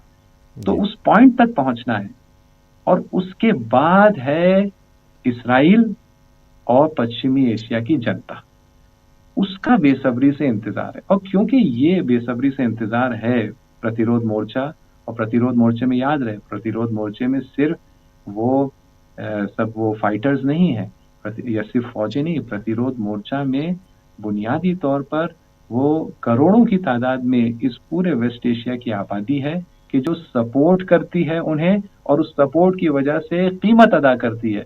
यानी ईरान की पूरी जनता है, इराक की जनता का बड़ा हिस्सा है, लेबनान का बड़ा हिस्सा है, यमन, करोड़ों की जनता है जो मेरे हिसाब से रेजिस्टेंस एक्सेस का हिस्सा है, नॉट सपोर्टर, हिस्सा है, क्योंकि वो कीमत अदा कर रहे हैं इस सपोर्ट की। तो क्योंकि उनका इरादा ये है, और इस वक्त जो ट्रेंड है, और वो ट्रेंड बदलना बहुत मुश्किल है, कि वो तय करेंगे, ये प्रतिरोध मोर्चा तय करेगा कि वेस्ट एशिया का मुस्तकबिल क्या होगा। ये ट्रेंड कायम हो चुका है इस जंग की वजह से, और इस ट्रेंड को पलटना अब तकरीबन नामुमकिन है। तो 1 महीने में नहीं तो 1 साल में सही, ये उस मंजिल तक पहुंचाएगा ये प्रतिरोध मोर्चा वेस्ट एशिया के हालात को, कि अमेरिका जाएगा यहाँ से। और उसकी मिसाल ऑलरेडी यमन की पिछले साल की मिसाल है। ऑलरेडी जो ट्रंप साहब का पीछे, यानी उन्होंने ट्वीट कर दिया, सरेंडर टाइप का ट्वीट है, अगरचे अब उससे पलटने की कोशिश कर रहे हैं, सटपटा रहे हैं, लेकिन बात यही होने वाली है। आज नहीं तो 1 महीने बाद, 1 साल बाद, बात यही होने वाली है। तो जब ये है ट्रेंड, और ये ट्रेंड को पलटना अब तकरीबन नामुमकिन हो गया है, इसलिए इसराइल का फ्यूचर वो फ्यूचर है जो अपार्थाइड साउथ अफ्रीका का फ्यूचर था। अगर हम ये आज जो हम गुफ्तगू कर रहे हैं 1992 में करते, 93 में खत्म हुआ है अपार्थाइड साउथ अफ्रीका, तो हम क्या कहते, हम कहते कि इसका फ्यूचर ये है कि हिस्ट्री की किताबों में और म्यूजियम में इसका जिक्र मिलेगा। तो अपार्थाइड साउथ अफ्रीका के साथ जो हुआ, वो अपार्थाइड इसराइल के साथ होने जा रहा है। उसका फ्यूचर एक्चुअली हिस्ट्री है, यानी वो वेस्ट एशिया या दुनिया की हिस्ट्री में एक चैप्टर बनने जा रहा है। उसके अलावा और कोई इसका फ्यूचर नहीं है। ये ट्रेंड कायम हो गया है, और ये रिजल्ट जमीन पर अब मुझे नहीं लगता ज्यादा समय लगेगा। हो सकता है कि 1 साल लगे, 2 साल लगे, 3 साल लगे, लेकिन आपके व्यूअर्स में से तकरीबन सभी लोग इसको अपनी आंखों से देखेंगे हासिल होते। जी जी, जैदी साहब बहुत बहुत शुक्रिया वक्त निकालने के लिए, बहुत बहुत शुक्रिया, आपने वक्त निकाला, और बहुत गंभीर चर्चा हम लोगों ने, और बहुत बारीकी उनकी इस जंग की, और इस जो कॉन्फ्लिक्ट है खासकर वेस्ट एशिया में, उसकी बारीकियों को और अमेरिका के रोल को आपने समझाया। बहुत बहुत शुक्रिया आपका इस चर्चा के लिए। बहुत बहुत शुक्रिया, बहुत बहुत धन्यवाद मुझे दावत देने का, और बहुत शुक्रिया आपका कि आप भी बहुत ही संजीदा तौर पर गुफ्तगू यहाँ पर करने के लिए आप सबको निमंत्रण देते हैं। और मैं सभी बाकी गेस्ट का भी शुक्रिया अदा करना चाहता हूँ कि वो लोगों के शऊर और मालूमात में इजाफा करने के लिए हमेशा अपना वक्त देते हैं, कोशिश करते हैं। और उम्मीद है कि हम लोग जल्द ही जो है, हमारे देश में भी जो जंजीरें लगी हुई हैं इस एप्स्टीन गैंग की वजह से, जिसका आप कोई राज नहीं है, एकदम सामने है उसके असरात और नुकसानात, इंशाल्लाह वो जंजीरें भी जल्दी टूटेंगी, और हम भी उस आज़ादी की उस मंजिल तक पहुंचेंगे जिसे हमारे जैसे बड़े देश को पहुंचना चाहिए। बहुत बहुत शुक्रिया। जी शुक्रिया, बहुत आगे बढ़ते हैं, और एक छोटा कमेंट प्रोफेसर अखिल स्वामी जी आपके पास, फिर प्रशांत जी आता हूं, प्रेम कुमार जी, चर्चा थोड़ी सी लंबी और बहुत गंभीर चूंकि बातें हैं, उस पर ज़रूरी भी है थोड़ी ये चर्चा, क्योंकि खबरों के इर्द गिर्द तो हम लोग रहते हैं, लेकिन खबरों के अंदर की खबरें निकालना ये बहुत ज़रूरी है, और जैदी साहब वही अभी यहाँ दे के गए हैं, उनकी बातें बहुत महत्वपूर्ण हैं जिस पर हम आगे चर्चा करेंगे। एक छोटा सा कमेंट इस पूरे घटनाक्रम पे, प्रोफेसर अखिल स्वामी जी ज़रा समझना चाहता हूँ कि क्या इसका असर अब, जबकि प्रधानमंत्री नरेंद्र मोदी ने अपने अकाउंट से कुछ भी नहीं बोला है सीज फायर पे, आपने देखा हो तो शायद, लेकिन मैंने नहीं देखा है। विदेश मंत्रालय की प्रतिक्रिया आई थी, लेकिन और कोई प्रतिक्रिया नहीं आई है। जबकि दुनिया भर के, और मैं रोज जब अपना शुरुआती वक्तव्य देता हूं तो आप देखिए दुनिया भर के तमाम जो प्रमुख जो बयान आते हैं वो यहां रखने की कोशिश करता हूं कि चल क्या रहा है, और यहां अपने देश में कम से कम ये बताने की इसके जरिए कोशिश करता हूं कि देखिए कीर स्टारमर क्या बोल रहे हैं, स्पेन क्या बोल रहा है, मेलोनी क्या बोल रही हैं, उधर अमेरिका क्या बोल रहा है, दूसरे देश क्या बोल रहे हैं, ऑस्ट्रेलिया क्या बोल रहा है, जापान क्या बोल रहा है, लेकिन हमारे यहाँ कौन क्या बोल रहा है ये पता ही नहीं चलता। इतनी बड़ी घटना हो रही है। अब तो आपने बताया कि तीन राज्यों के आज तो चुनाव भी खत्म हो गए, बम्पर वोटिंग हो गई असम में, बम्पर वोटिंग हो गई, 90% से ज़्यादा की वोटिंग, वही हम मानेंगे क्योंकि लगभग 80-85% तो 5 बजे तक की वोटिंग थी। तो और क्या चाहिए। चलिए अब इसलिए आपकी टिप्पणी स्वामी जी।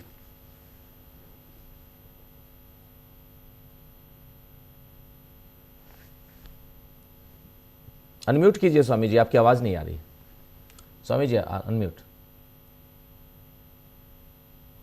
देखिए राजीव जी, एक बहुत अच्छा काम आप कर रहे हैं और भारत के बहुत सारे चैनल्स कर रहे हैं कि ईरान के बुद्धिजीवियों और प्रबुद्ध लोगों को जब आप बुलाते हैं तो हमको ये पता चलता है, ईरान का परिचय मिलता है इनकी शालीन भाषा और अच्छी भाषा और स्ट्रेटेजिक मैनेजमेंट के ज्ञान से।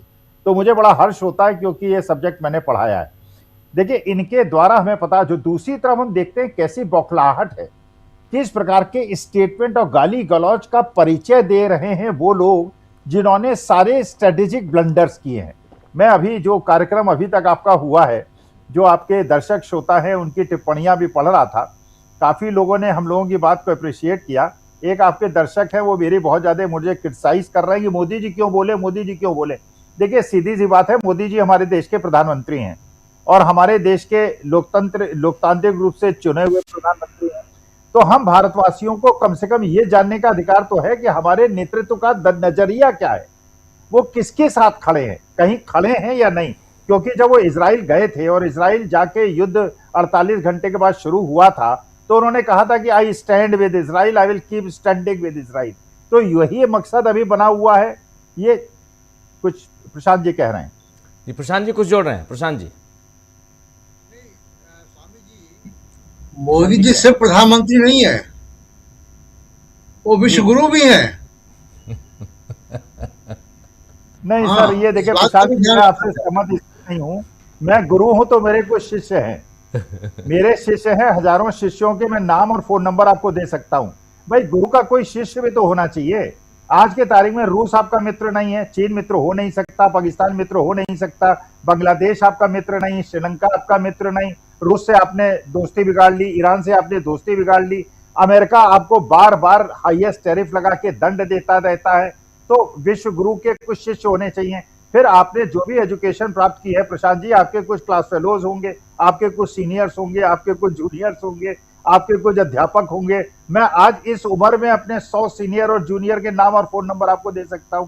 तो देखिए सीधी सी बात यह है, ये लड़ाई जो है ये थोपी हुई लड़ाई है और इसका सबसे ज्यादा दुष्प्रभाव अगर किसी पे पड़ रहा है तो भारतवर्ष के गरीब जनता पे पड़ रहा है। हमको राहत मिली थी कुछ घंटों की, और उसके बाद क्योंकि वो मेरे देश के प्रधानमंत्री हैं और ब्रिक कंट्रीज के चेयरमैनशिप भी इस समय हिंदुस्तान के पास है, और क्योंकि हम ऐसे मझधार में फंस गए हैं, तो इसलिए मैं जो दर्शक श्रोता है उनसे माफी मांगते हुए कि देखिए मेरे को अपने प्रधानमंत्री के मुखारबिंद से ये सुनना है कि मोदी जी का स्ट्रेटेजिक मूव क्या है।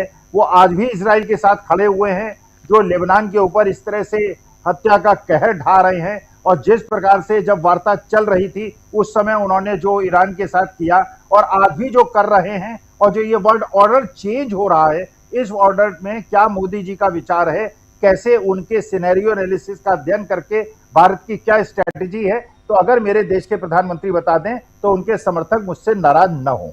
जी जी बिल्कुल बिल्कुल। जरा आना चाहता हूं जल्दी से प्रेम कुमार जी पहले आपके पास, फिर प्रशांत जी आपके पास भी आता हूं। प्रेम कुमार जी, इस जंग में अब आगे इस सीज फायर में क्या देखते हैं? क्या ये ऑलरेडी सब कुछ खत्म हो चुका है? हालांकि फॉक्स न्यूज़ के हिसाब से ईरान की तरफ से गालिबाफ, मोहम्मद बागेर गालिबाफ जो पार्लियामेंट के स्पीकर हैं, वहाँ के मजलिस के स्पीकर, और दूसरे अब्बास अरागची जो फॉरेन मिनिस्टर हैं, ये दोनों जाने वाले हैं, ये खबर है। लेकिन अभी भी ईरानी तरफ से, और जो अभी बता रहे थे जैदी साहब हमारे साथ जुड़े हुए थे, बता रहे थे कि अभी तक कुछ भी कंफर्म नहीं है ईरान की तरफ से। अमेरिका की तरफ से ये कंफर्म है, जेडी वेंस, स्टीव विटकॉफ और जेरेड कुशनर।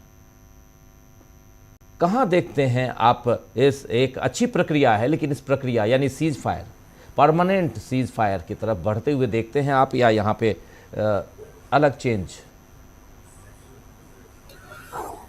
देखिए, सीज फायर जो हुआ वो बड़ी घटना थी, और सीज फायर टूटा इसको भी हम प्रमाणित कर सकते हैं सबके बयान से कि सीज फायर टूटा है। लेकिन आफ्टर ऑल ये जो सीज फायर टूटा है, ये भी इस वजह से टूटा है कि अपनी गलतियों की वो पर्देदारी अपने अपने देश की जनता के सामने कर सके। इस सीज फायर में जो उल्लंघन हुआ है, इस वजह से हुआ है कि इसका एक ऐसा देश मीडिएटर है जिसका कोई असर किसी भी पक्ष पर नहीं है। युद्धरत देशों पर इसका कोई असर है ऐसा नहीं है। वो किसी को बोल नहीं सकता कि तुमने क्यों हवाई सीमा का उल्लंघन किया, कि तुमने कोई विमान क्यों छोड़ दिए, उड़ा दिए, या मिसाइल क्यों छोड़ दिए। ये बातें पूछने की हिम्मत ही नहीं है। तो जब मध्यस्थता कमजोर होती है तो उसके परिणाम ऐसे ही होते हैं।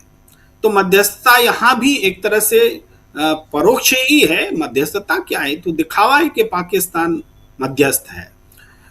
हाँ, इसमें अगर मध्यस्थता के तौर पर चीन का अगर स्पष्ट रूप से प्रवेश हो जाता, रसिया का संभव नहीं है, तो फिर यह स्थायी युद्ध विराम में बदल सकता है, और इसके आसार हैं। तो लेकिन अभी जो युद्ध विराम हुआ और उसमें इजराइल को शामिल नहीं किया गया, इजराइल के बिहाफ में अमेरिका ने फैसला ले लिया, ये बात इजराइल के लोगों को नागवार गुजर रही थी। अब ऐसे लोगों को नेतन्याहू क्या जवाब देते? तो उन्होंने एक एंगल निकाला, लेबनान पर हमले जारी रखे, और अमेरिका को कहा कि भाई आप बोलिए कि भाई लेबनान इसमें था ही नहीं, हम तो आपके साथ बाकी चीजों पर सीज फायर कर रहे थे और मुझ पर बात कर रहे थे। मतलब कि एक तरह से ढोंग किया गया सीज फायर तोड़ने के लिए, ताकि अपनी जनता को वो समझा सके।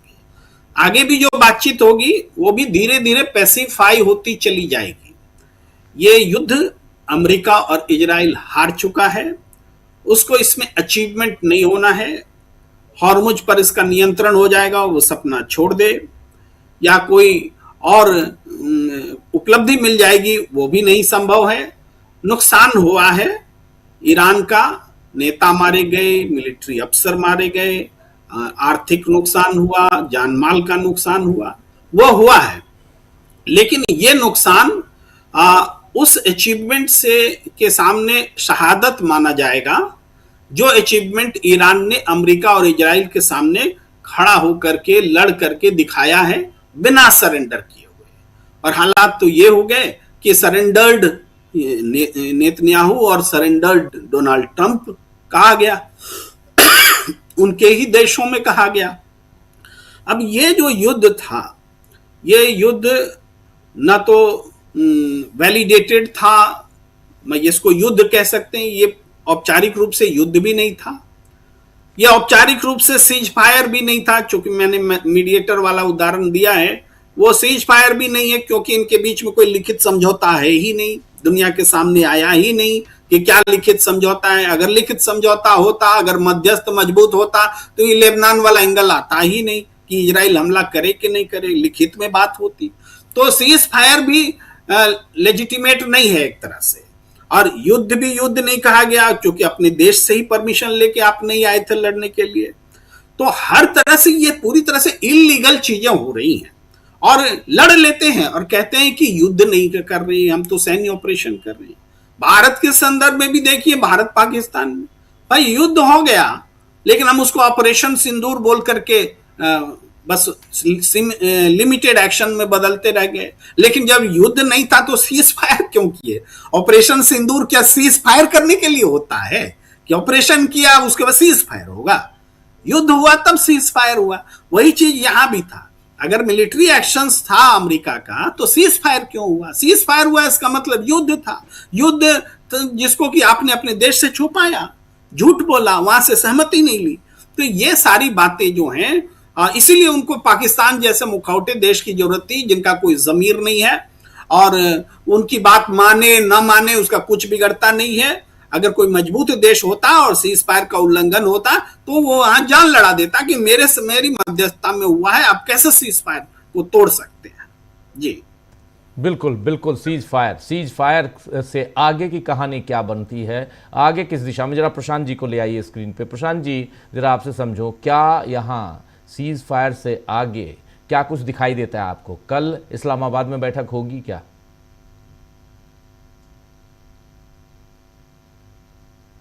अनम्यूट कीजिए, आवाज नहीं आ रही प्रशांत जी की।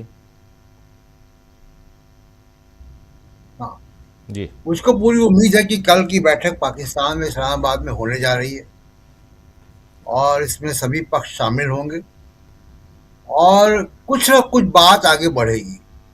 ये ऐसा मैं क्यों कह रहा हूँ उसको मैं एक्सप्लेन करता हूँ। देखिए, ट्रम्प तीन चार ग्रेविटीज के बीच में, तीन चार फोर्सेस के बीच में फंसे हुए हैं, इसीलिए उनके बयान कभी कुछ आते हैं। 24 घंटे के अंदर कुछ और हो जाता है, फिर कुछ और आ जाता है। अभी शो के चलते हुए कोई और आ जाएगा जब उस वक्त उठेंगे तो। जी इसको जरा हम समझते हैं शुरू से। देखिए, जेडी वेंस क्यों आ रहे हैं और जेडी वेंस के आने की वजह से उम्मीदें बढ़ती हैं। ट्रम्प का मेगा जो कंस्टिट्यूंसी है वो इस युद्ध के पक्ष में नहीं है।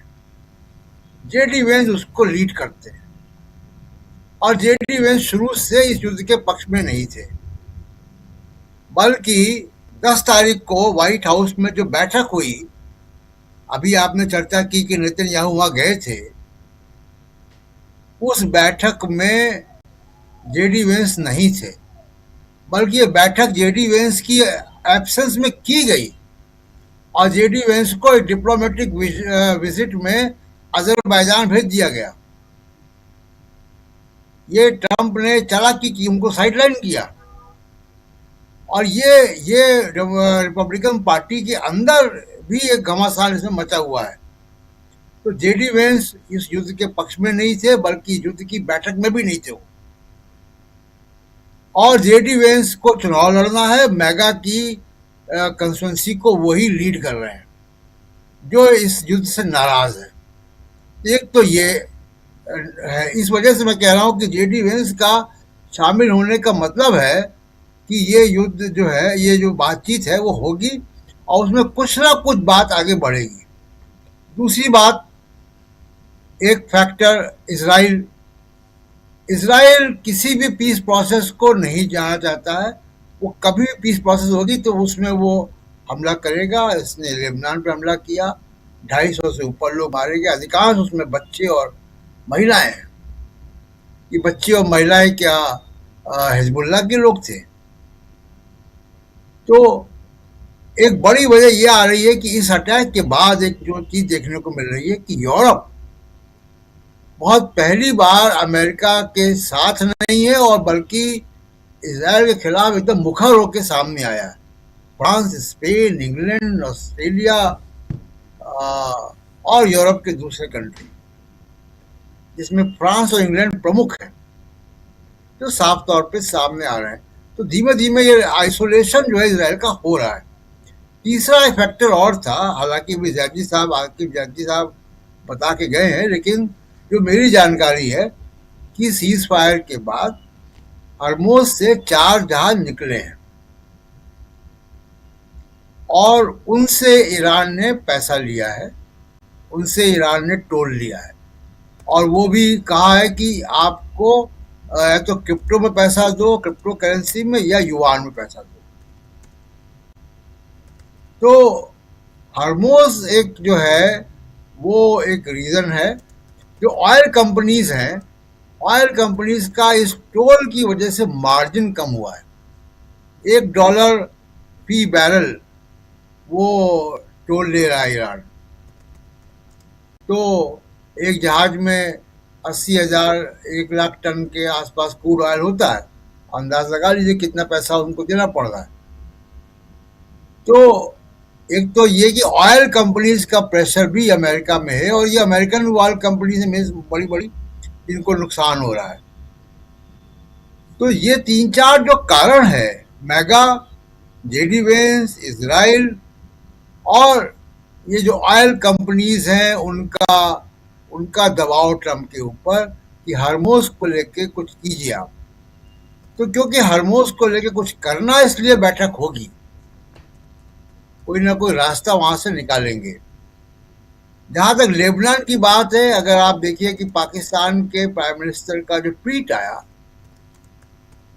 और वो ट्वीट से भी दिखाई दे गया कि वो अमेरिका से आया था, क्योंकि उसका पहला वर्जन कुछ और था, दूसरा वर्जन कुछ और था। उस दोनों वर्जन में लेबनान बहुत साफ तौर पे था। वो 10 पॉइंट जो ट्रंप ने भी अपने पोस्ट में शामिल किए ईरान के, उसमें भी लेबनान का जिक्र है। तो ये जो बात अमेरिका की तरफ से आ रही कि लेबनान नहीं था और मिसअंडरस्टैंडिंग है, कोई मिसअंडरस्टैंडिंग नहीं है। इतनी अंग्रेजी सबको आती है कि लेबनान वहां बहुत साफ तरीके से लिखा हुआ है। और लेबनान डोनाल्ड पे ट्रंप ने तो कोट करते हुए, आपने बताया भी, डोनाल्ड ट्रंप ने उसी 10 कंडीशन को कोट करते हुए मैसेज किया है। मैसेज किया है। जी तो ये तो 10 पॉइंट में शामिल, और केवल कोट करते मैसेज नहीं किया, उसको कहा है कि अच्छे पॉइंट है, इस पे बात होगी। जी, इसको बेस बनाया, आधार बनाया। आधार बनाया। तो जब इसको आधार बनाया है, जिस पे बात होनी है, उस पे अटैक अगर हो रहा है, तो ये सीज फायर का उल्लंघन नहीं है, बिल्कुल साफ तौर पे है। लेकिन इजराइल का आइसोलेशन जो है वो हो रहा है। तो ये जो 3-4 कारण है, उसमें मुझे लग रहा है कि जो कल की बातचीत है इस्लामाबाद में, वो होगी, और कोई ना कोई एक फ्रेमवर्क की तरफ जो है वो बढ़ने की कोशिश होगी कि हरमोज पे कुछ बढ़े। एक और कारण है, आखिरी पॉइंट में बता रहा हूँ आपको, कि चाइना का रोल पर्दे के पीछे बहुत बड़ा रोल है, इस सीज फायर के पीछे भी, और ईरान को तमाम तरीके की मदद के जरिए भी। और चाइना जो है वो एक इंटरेस्ट चाइना का ये भी है कि इस पूरे युद्ध के दौरान, न्यूज पॉइंट में इसकी चर्चा बहुत पहले हो चुकी है कि पेट्रो युआन जो है वो टेक ऑफ कर चुका है। और आज की तारीख में जो अमेरिका का सुपर पावर स्टेटस है, वो किसी B-52 बॉम्बर से नहीं है। अमेरिका का सुपर पावर स्टेटस कोई उनकी इकोनॉमी की वजह से नहीं है, गूगल फेसबुक की वजह से नहीं है, वो कोई न्यूक्लियर बम की वजह से नहीं है। अमेरिका का super power status petro dollar की वजह से है। दुनिया में किसी भी देश को क्रूड ऑयल खरीदना है, उसको डॉलर्स में खरीदना पड़ता है जी। और ये अमेरिका को पूरी दुनिया के देश एक डॉलर की गारंटी देते हैं, और उसके पास एक इफरात जो है वो पैसा, एक फ्री लोन उसके पास हमेशा अवेलेबल रहता है। इसको चैलेंज मिल चुका है। अब वो पेट्रो युआन टेक ऑफ कर रहा है, इसलिए चाइना का इंटरेस्ट है यहाँ पे, और चाइना भी चाहेगा कि कुछ ना कुछ इसमें वो। दूसरी बात, अब अगर सीज फायर टूटता है और दोबारा हमले होते हैं, तो दोबारा हमले में ईरान की तरफ से बहुत टारगेटेड और बहुत ही विध्वंसक और फेरोशियस होंगे। ईरान का भी नुकसान होगा, लेकिन ईरान की जो जवाबी कार्रवाई होगी वो बहुत फेरोशियस होगी और बहुत टारगेटेड होगी, और इसमें चाइना की मदद ज़रूर होगी। चाइना के सैटेलाइट इमेजरी की, चाइना के दूसरे और टेक्निकल नो हाउ की, वो ये होगी। तो इन सब कारणों से मुझको लगता है कि अमेरिका के ऊपर दबाव है कि कल की बैठक हो, और कल की बैठक में कुछ बात आगे बढ़े। जी राजीव। जी जी, बिल्कुल बिल्कुल। कल की बैठक बहुत महत्वपूर्ण हो जाती है। कल की बैठक, उससे पहले ईरान ने 2 डिमांड और रख दिए हैं, और ये खबर आ रही है, और ये कि 2 फ्रेश डिमांड हैं। उसमें अब हॉर्मुज की जब बात होगी तो 15 जहाज रोज़, उससे ज़्यादा नहीं। ये एक डिमांड यहाँ पे है। आपने शायद पहले बताया था कि कुछ लिमिटेशन चल रहा है, लिमिटेशन की बात हो रही है, और ये एक डिमांड, जी ये एक डिमांड की बात प्रशांत जी और आ रही है। ये हॉर्मुज से लेकर कि 15 से ज़्यादा नहीं पर डे, और दूसरी जो है unfreezing of assets by the US within 2 weeks, ये भी है। Unfreezing the assets by US within 2 weeks, ये भी है। तो ये बहुत महत्वपूर्ण है दोनों। और लेकिन सबसे बड़ी चीज़ यहाँ पे आती है कि ईरान इस पूरे जंग में अपर हैंड में रहा है, और अब सीज फायर में भी वो अपर हैंड में दिखाई दे रहा है, क्योंकि यहाँ गलती इजराइल कर रहा है बार बार, और इजराइल की गलती के कारण यहाँ अमेरिका को, क्योंकि अमेरिका अगर ईरान के 10 डिमांड को, 10 कंडीशन को अमेरिका के राष्ट्रपति कोट करके अगर उसको पब्लिक करते हैं, उस पर अपना कमेंट करते हैं, तो इसका मतलब है कि वो ऑलरेडी उसको कहते हैं, लिखते हैं कि इनके जो ये 10 डिमांड है, इसी को बेस बनाकर हम आगे सीज फायर में परमानेंट सीज फायर की तरफ जाएंगे। तो फिर इजराइल आखिर ऐसा क्यों कर रहा है? ज़रा आना चाहता हूँ अमलेंदु जी, आप कैसे देखते हैं इजराइल के रोल को? और कल का दिन बहुत इंपॉर्टेंट रहने वाला है। कल हम लोग सुबह 10 बजे से लगातार इस पे चर्चा करेंगे, और इसलिए क्योंकि कौन कौन आ रहे हैं, इस्लामाबाद में क्या चल रहा है, ये हमारे देश के लिए भी बहुत महत्वपूर्ण है। ईरान और अमेरिका और इजराइल इसलिए क्योंकि अभी जैदी साहब के साथ जब बात हो रही थी, तो इजराइल को यहाँ से परमानेंटली शांत कराना बहुत ज़रूरी है, क्योंकि कॉन्फ्लिक्ट अगर बढ़ता रहा, इस ढंग से आप बढ़ाते रहे, तो न सिर्फ पश्चिम एशिया, आप देखिए अपने देश में क्या बुरा हाल है, किसने किया है? अमलेंदु जी, एलपीजी की लाइनों में लोग खड़े हैं, किसके कारण खड़े हैं? अमेरिका इजराइल के कारण। ये बात हमारे देश की जनता को पता नहीं कब समझ में आएगी। ये ईरान के कारण नहीं है। ईरान तो जब वहाँ कोई कॉन्फ्लिक्ट नहीं, कोई युद्ध नहीं, कुछ नहीं, तो हॉर्मुज खुला हुआ था, आराम से आ रहे थे, जा रहे थे। लेकिन इसके लिए अमेरिका जिम्मेदार है ना। आज ईरान अगर ये डिमांड कर रहा है कि 15 वेसल से ज़्यादा नहीं, तो ये क्यों कर रहा है? आज ईरान कह रहा है कि हम $20 लाख लेंगे हर जहाज पे, तो क्यों कह रहा है? ये सारी चीज़ें तो हैं। आखिर आपने पूरी की पूरी व्यवस्था को चेंज करवा दी। ईरान को तो आपने मौका दिया है। प्रशांत जी कुछ कह रहे हैं, प्रशांत जी आप जोड़िए, फिर अमलेंदु जी के पास आता हूं। प्रशांत जी। नहीं, सिर्फ मैं इतनी बात कह रहा हूं कि ये चाइना का एक भी जहाज नहीं रुका हरमुज से। अगर प्रधानमंत्री मोदी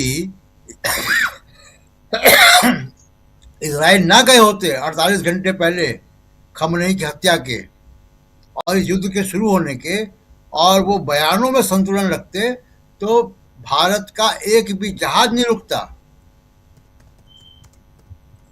जी जी जी जी अमलेंदु जी। राजीव जी देखिए, मुझे लगता है वार्ता तो कल होगी, और इजराइल को अब ट्रंप जो है वो अलग करेंगे। और इसलिए कह रहा हूँ राजीव जी कि ट्रंप के भी खून में व्यापार है, और जब खून में व्यापार है तो हॉर्मुज स्ट्रेट पर उनको बात करनी है, और सारा उनका जो मामला है वो तेल पे आगे टिका हुआ है। उसी की वजह से उन्होंने हमला किया, वो इसको साफ तौर पर कह भी चुके हैं। और अगर तेल पर बात करनी है तो फिर इजराइल को साथ रख के बात नहीं हो पाएगी, क्योंकि इजराइल राजीव जी हर हाल में इस वार्ता को खराब करना चाहेगा, जो कि उसने लेबनान में करके शुरुआत कर दी है कि ये वार्ता किसी तरीके से खराब हो जाए।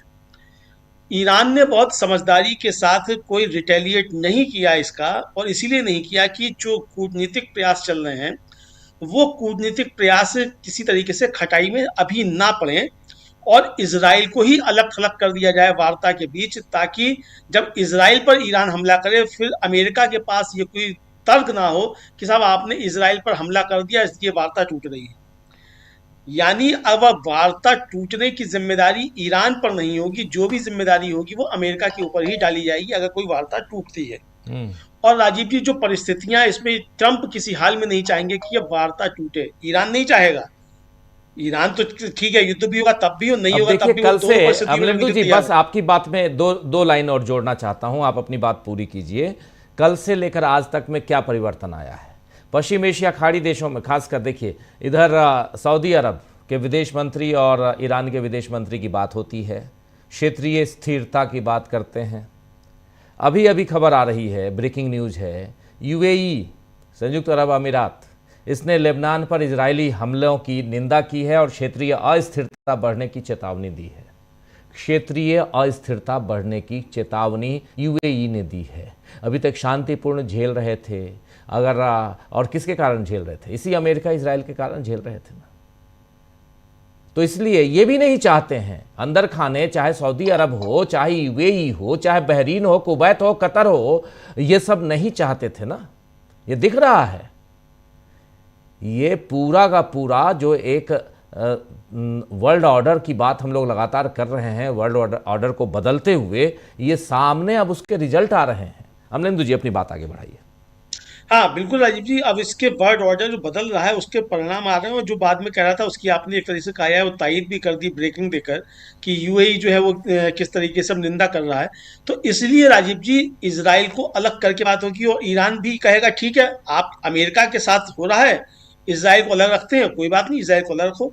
अब अगर हम इजराइल पे हमला करेंगे तो आप बीच में नहीं पड़ेंगे, चूंकि इजराइल को आप नहीं रोक पा रहे।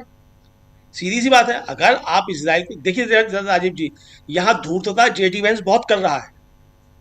जेडी वेंस ने ही कहा सबसे पहले कि लेबनान इसमें शामिल नहीं था और ईरान को गलतफहमी हुई है। ट्रंप ने नहीं कहा ये पहले, ट्रंप ने तो जो था वो पोस्ट किया सैयद अब्बास अराक्ची का ट्वीट, और वो 10 पॉइंट ट्वीट किए। जेडी वेंस ने ही कहा कि लेबनान इसमें शामिल नहीं था।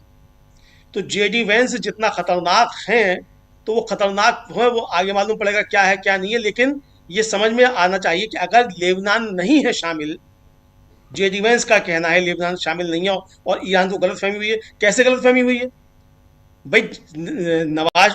शहबाज शरीफ ने जब सीज फायर की घोषणा की, उसमें लेबनान शामिल है। सैयद अब्बास अराक्ची का ट्वीट है, उसमें शामिल है। Donald Trump Syed Abbas Araghchi के उस ट्वीट को रिपोस्ट कर रहे हैं तो सोशल पर, उसमें शामिल है। तो जब सब में शामिल है तो जेडी वेंस ये कैसे कह सकते हैं कि क्या जेडी वेंस ने नहीं पढ़ा था 10 सूत्रीय जो है जिसको डोनाल्ड ट्रंप पोस्ट कर रहे हैं? क्या जेडी वेंस ने नहीं पढ़ा कि किन चीजों पर बातचीत हो रही है? तो राजीव जी कुल मिलाकर जो है मुझे लगता है कि बातचीत तो होगी, लेकिन अभी अमेरिका जो है वो खुराफात भी करेगा, लेकिन उस खुराफात की काट जो है वो अब ईरान के पास अच्छे तरीके से है। कूटनीति के स्तर पर अब जब बात होगी, देखिए राजीव जी अब अमेरिका बिल्कुल इस स्थिति में नहीं है कि जमीनी जंग करे, जमीनी जंग तो हो नहीं सकती। और जो खाड़ी के देश हैं वो भी अभी चाहते हैं कि यह अब जंग जो ना हो, इजराइल से होती रहे कोई दिक्कत नहीं है, अमेरिका इस जंग से अलग हो जाए। खाड़ी के देश भी अभी चाहते हैं। क्यों चाहते हैं? कि अगर अमेरिका जंग में रहेगा तो नुकसान खाड़ी के देशों को भी होगा, और केवल इजराइल की बात होगी तो खाड़ी के देश अलग रहेंगे, उनका हमसे कोई लेना देना नहीं है, ईरान जाने और इजराइल जाने। तो राजीव जी अगर अब ट्रंप साहब के खून में व्यापार है, अब देखना ये कि जेडी वेंस कितना जाकर ट्रंप साहब का साथ देते हो, कितना ट्रंप साहब का काम बिगाड़ते हैं, ये भी जाकर देखना होगा। लेकिन अगर ट्रंप साहब के खून में व्यापार है तो ट्रंप साहब सबसे पहले यही करेंगे कि भाई ठीक है, इजराइल से तुम निपटो और इजराइल तुमसे निपटे, हमसे लेना देना कुछ नहीं है। हमसे मसला था, हमारा आपका युद्ध विराम हो गया और इस युद्धबंदी खत्म होती है, हमको भी भाई कुछ थोड़ा बहुत तेल दे देना। तो ईरान कहेगा ठीक है आपको हम तेल दे देंगे, सैंक्शन हटाओ, एक हाथ लो दूसरे हाथ दो। तो इसी पे समझौता हो जाएगा कि भाई ठीक है आपको भी कुछ तेल मिलेगा, लेकिन सैंक्शन सब हटेंगे, और सैंक्शन सब हट जाएंगे। इजराइल बचा तो आपकी जंग है इजराइल के साथ में, इजराइल जाने आप जानिए। तो नेतन्याहू को जो बचाने का खेल था, जिसकी वजह से ट्रंप साहब इसमें पड़े थे, ट्रंप को समझ में आ गया कि नेतन्याहू को बचाने के चक्कर में अमेरिका का ज्यादा उन्होंने नुकसान करा लिया, और आने वाले दिन जो है वो अगर ये जंग बढ़ती है तो नुकसान और ज्यादा अमेरिका को होगा। इजराइल का जो हो रहा है वो तो हो ही रहा, नेतन्याहू चाहता है कि जंग चलती रहे, फंसा रहे उसमें। तो इसीलिए राजवीर मुझको लगता है कि डील कहीं ना कहीं जाकर होगी और परिस्थितियां थोड़ी बदलेंगी। इजराइल अब इससे खुले तौर पर हो जाएगा। और उधर इजराइल में जिस तरीके से राजीव जी अब ट्रंप इसके नेतन्याहू के खिलाफ हो रहा है, वहां का एक अखबार है मारीब, हिब्रू का ये अखबार है, और वो लिख रहा है कि नेतन्याहू जो हैं वो ट्रंप के मोची हैं, नेतन्याहू ट्रंप के मोची हैं, और ईरान जो है वो इस युद्ध में विजेता होकर निकला है और हमारे साथ बहुत बड़ा धोखा हुआ है, और नेतन्याहू जो है वो देश चलाने के लायक नहीं है। तो आप समझ सकते हैं राजीव जी वहां भी परिस्थितियां नेतन्याहू के खिलाफ नहीं, ये हो रही तमाम है। अखबार तमाम इसलिए लिख रहे हैं, हारेट्स भी लिख तमाम रहा तमाम है, अखबार जी। ये तमाम अखबार लिख रहे हैं और कमोबेश ये क्रिटिसाइज तो कर ही रहे हैं। ये अब बिल्कुल सही आप कह रहे हैं और हम लोग बैठ के, हम लोग क्रिटिसाइज नहीं, हम लोग तो विश्लेषण कर रहे हैं और हम भी देख रहे हैं, दुनिया देख रही है। लेकिन जेडी वेंस का जिक्र आप कर रहे थे, ज़रा समझना चाहता हूँ प्रेम कुमार जी से, जेडी वेंस अपने राष्ट्रपति से क्यों अलग दिखाई देते हैं प्रेम कुमार जी? और इतना ही नहीं, व्हाइट हाउस खुद अपने राष्ट्रपति से क्यों अलग, उनकी प्रवक्ता क्यों अलग दिखाई देती है? क्योंकि वो कह रही हैं कि ये जो 10 डिमांड है इनकी ईरान की, ये तो कूड़ेदान में फेंकने लायक है। आखिर ऐसा क्यों? राष्ट्रपति महोदय उसी को आधार बना के सीज फायर आगे बढ़ाने की बात कहते हैं, उसी को कोट करते हुए मैसेज करते हैं कि हम लोग इस मामले, इस बात पे सहमत हुए हैं 2 सप्ताह के लिए, और प्रवक्ता महोदया जो हैं वो कहती हैं कूड़ेदान में फेंक दो। तो कूड़ेदान की बात और दूसरा जेडी वेंस की बात, क्या यहाँ राष्ट्रपति अलग थलग पड़ गए हैं? यानी डोनाल्ड ट्रंप अपने ही देश में, अपने ही व्हाइट हाउस में अलग थलग हैं? रहे हैं कि डोनाल्ड ट्रंप अपने ही देश में अलग थलग पड़ गए हैं, लेकिन ये बात सही नहीं लगती कि जेडी वेंस डोनाल्ड ट्रंप से विपरीत राय रखते हैं और हिम्मत करते हैं उनसे जुदा बोलने की, या व्हाइट हाउस से कोई गलत बयान निकल आया है। ये सारे विरोधाभास जो है ये ट्रंप के कैरेक्टर में भी शामिल है, उसकी रणनीति और झूठ में भी शामिल है। और सीज फायर उसी का तो उदाहरण है। भाई सीज फायर अभी हुआ नहीं, 2 दिन बाद फिर बैठ रहे हैं बातचीत करने के लिए। तभी गुपचुप बैठ रहे थे, अब थोड़ा एलानिया बैठ रहे हैं। तो उस हिसाब से देखें तो जनता का ओपिनियन डोनाल्ड ट्रंप के भी खिलाफ है और नेतन्याहू के भी खिलाफ है। तो इससे बचने के लिए कोई नया परसेप्शन, वो अपनी जीत का, या फिर से हम रीनेगोशिएट कर रहे हैं और दोबारा सीज फायर होगी, हमारी शर्तों पर होगी, हम ईरान को झुका दिए हैं, इस तरह का कुछ मैसेज उससे वो लेकर जाना चाहते हैं। तो इसलिए ये अलग अलग किस्म से बातें हो रही हैं, लेकिन कुल मिलाकर के डोनाल्ड ट्रंप से अलग कोई अमेरिका का अधिकारी या मंत्री अलग बोल नहीं सकता उनकी मर्जी के बगैर। जी जी जी जी प्रशांत जी, आप कैसे देखते हैं? प्रशांत जी, आवाज नहीं आ रही प्रशांत जी की। हाँ, अब आई जी, आ रही जी। हमको ये देखना होगा कि एक फासिस्ट का दिमाग कैसे काम करता है। तो वो हमेशा सही दिशा में काम नहीं करता है, और क्योंकि अमेरिका सुपर पावर है अभी तक, और ट्रंप जो भी फैसले करते हैं उसको बहुत तरीके से समझाया जा सकता है। जैसे विद्वत्मा और कालिदास का शास्त्रार्थ में उस जमाने के लोग समझाते थे कि वो घूसा नहीं कह रहे हैं, वो कह रही है कि कालिदास कह रहे हैं कि आत्मा परमात्मा ब्रह्मांड सब एक है।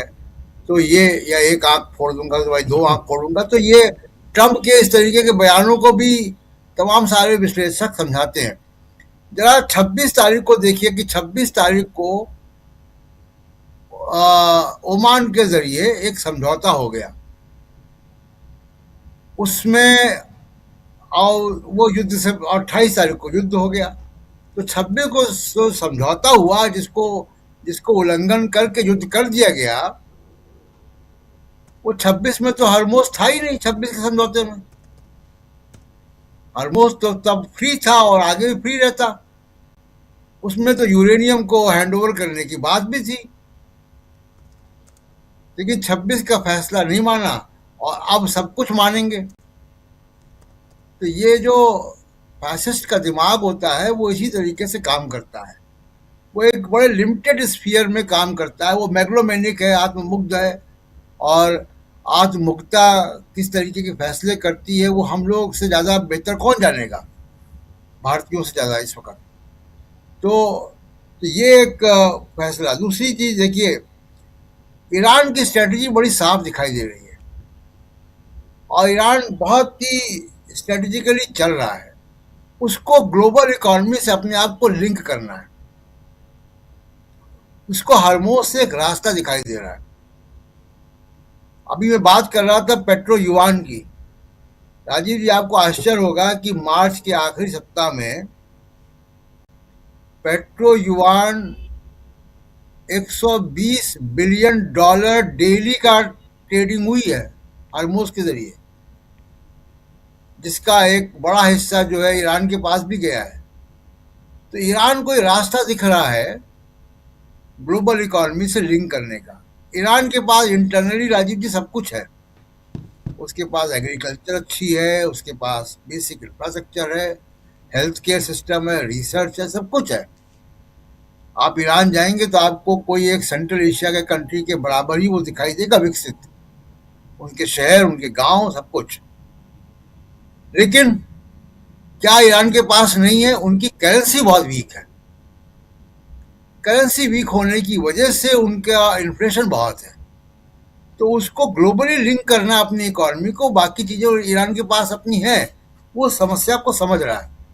तो ईरान की स्ट्रेटजी बहुत साफ है कि यहाँ पे एक चरण में उसने कामयाबी हासिल कर ली कि उसने अमेरिका और यूरोप को अलग कर दिया। अब ईरान के खिलाफ नेटो अमेरिका के साथ नहीं आ रहा है, न यूरोप आ रहा है। तो अब उसके पास सामने दो लोग हैं, इजराइल और अमेरिका। अब उसका अगला स्टेप ये होगा कि अमेरिका को वॉर थिएटर से न्यूट्रलाइज करो, बाहर करो। इजराइल से तो निपट लेगा अकेले।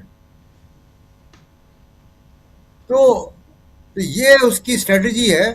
भले उसको कुछ कंसेशन करना पड़े, इंगेज करना पड़े, भविष्य में भले वो ना करे, लेकिन शुरुआत में वो एक लिबरल एक स्कोप जरूर देगा कि कल की जो बातचीत है वो सीज फायर एक्सटेंशन की तरफ जाए।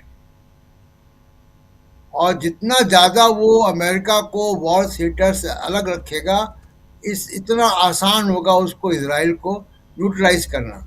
जी राजीव जी जी, बहुत बहुत शुक्रिया आप तमाम साथियों का। लंबा वक्त गुजर जाता है लेकिन पता भी नहीं चलता, और इसलिए भी क्योंकि इतना गंभीर विषय है, गंभीर चर्चा करनी पड़ती है, बहुत सारी चीज़ों को, बहुत सारे एस्पेक्ट्स को यहाँ खंगालने पड़ते हैं।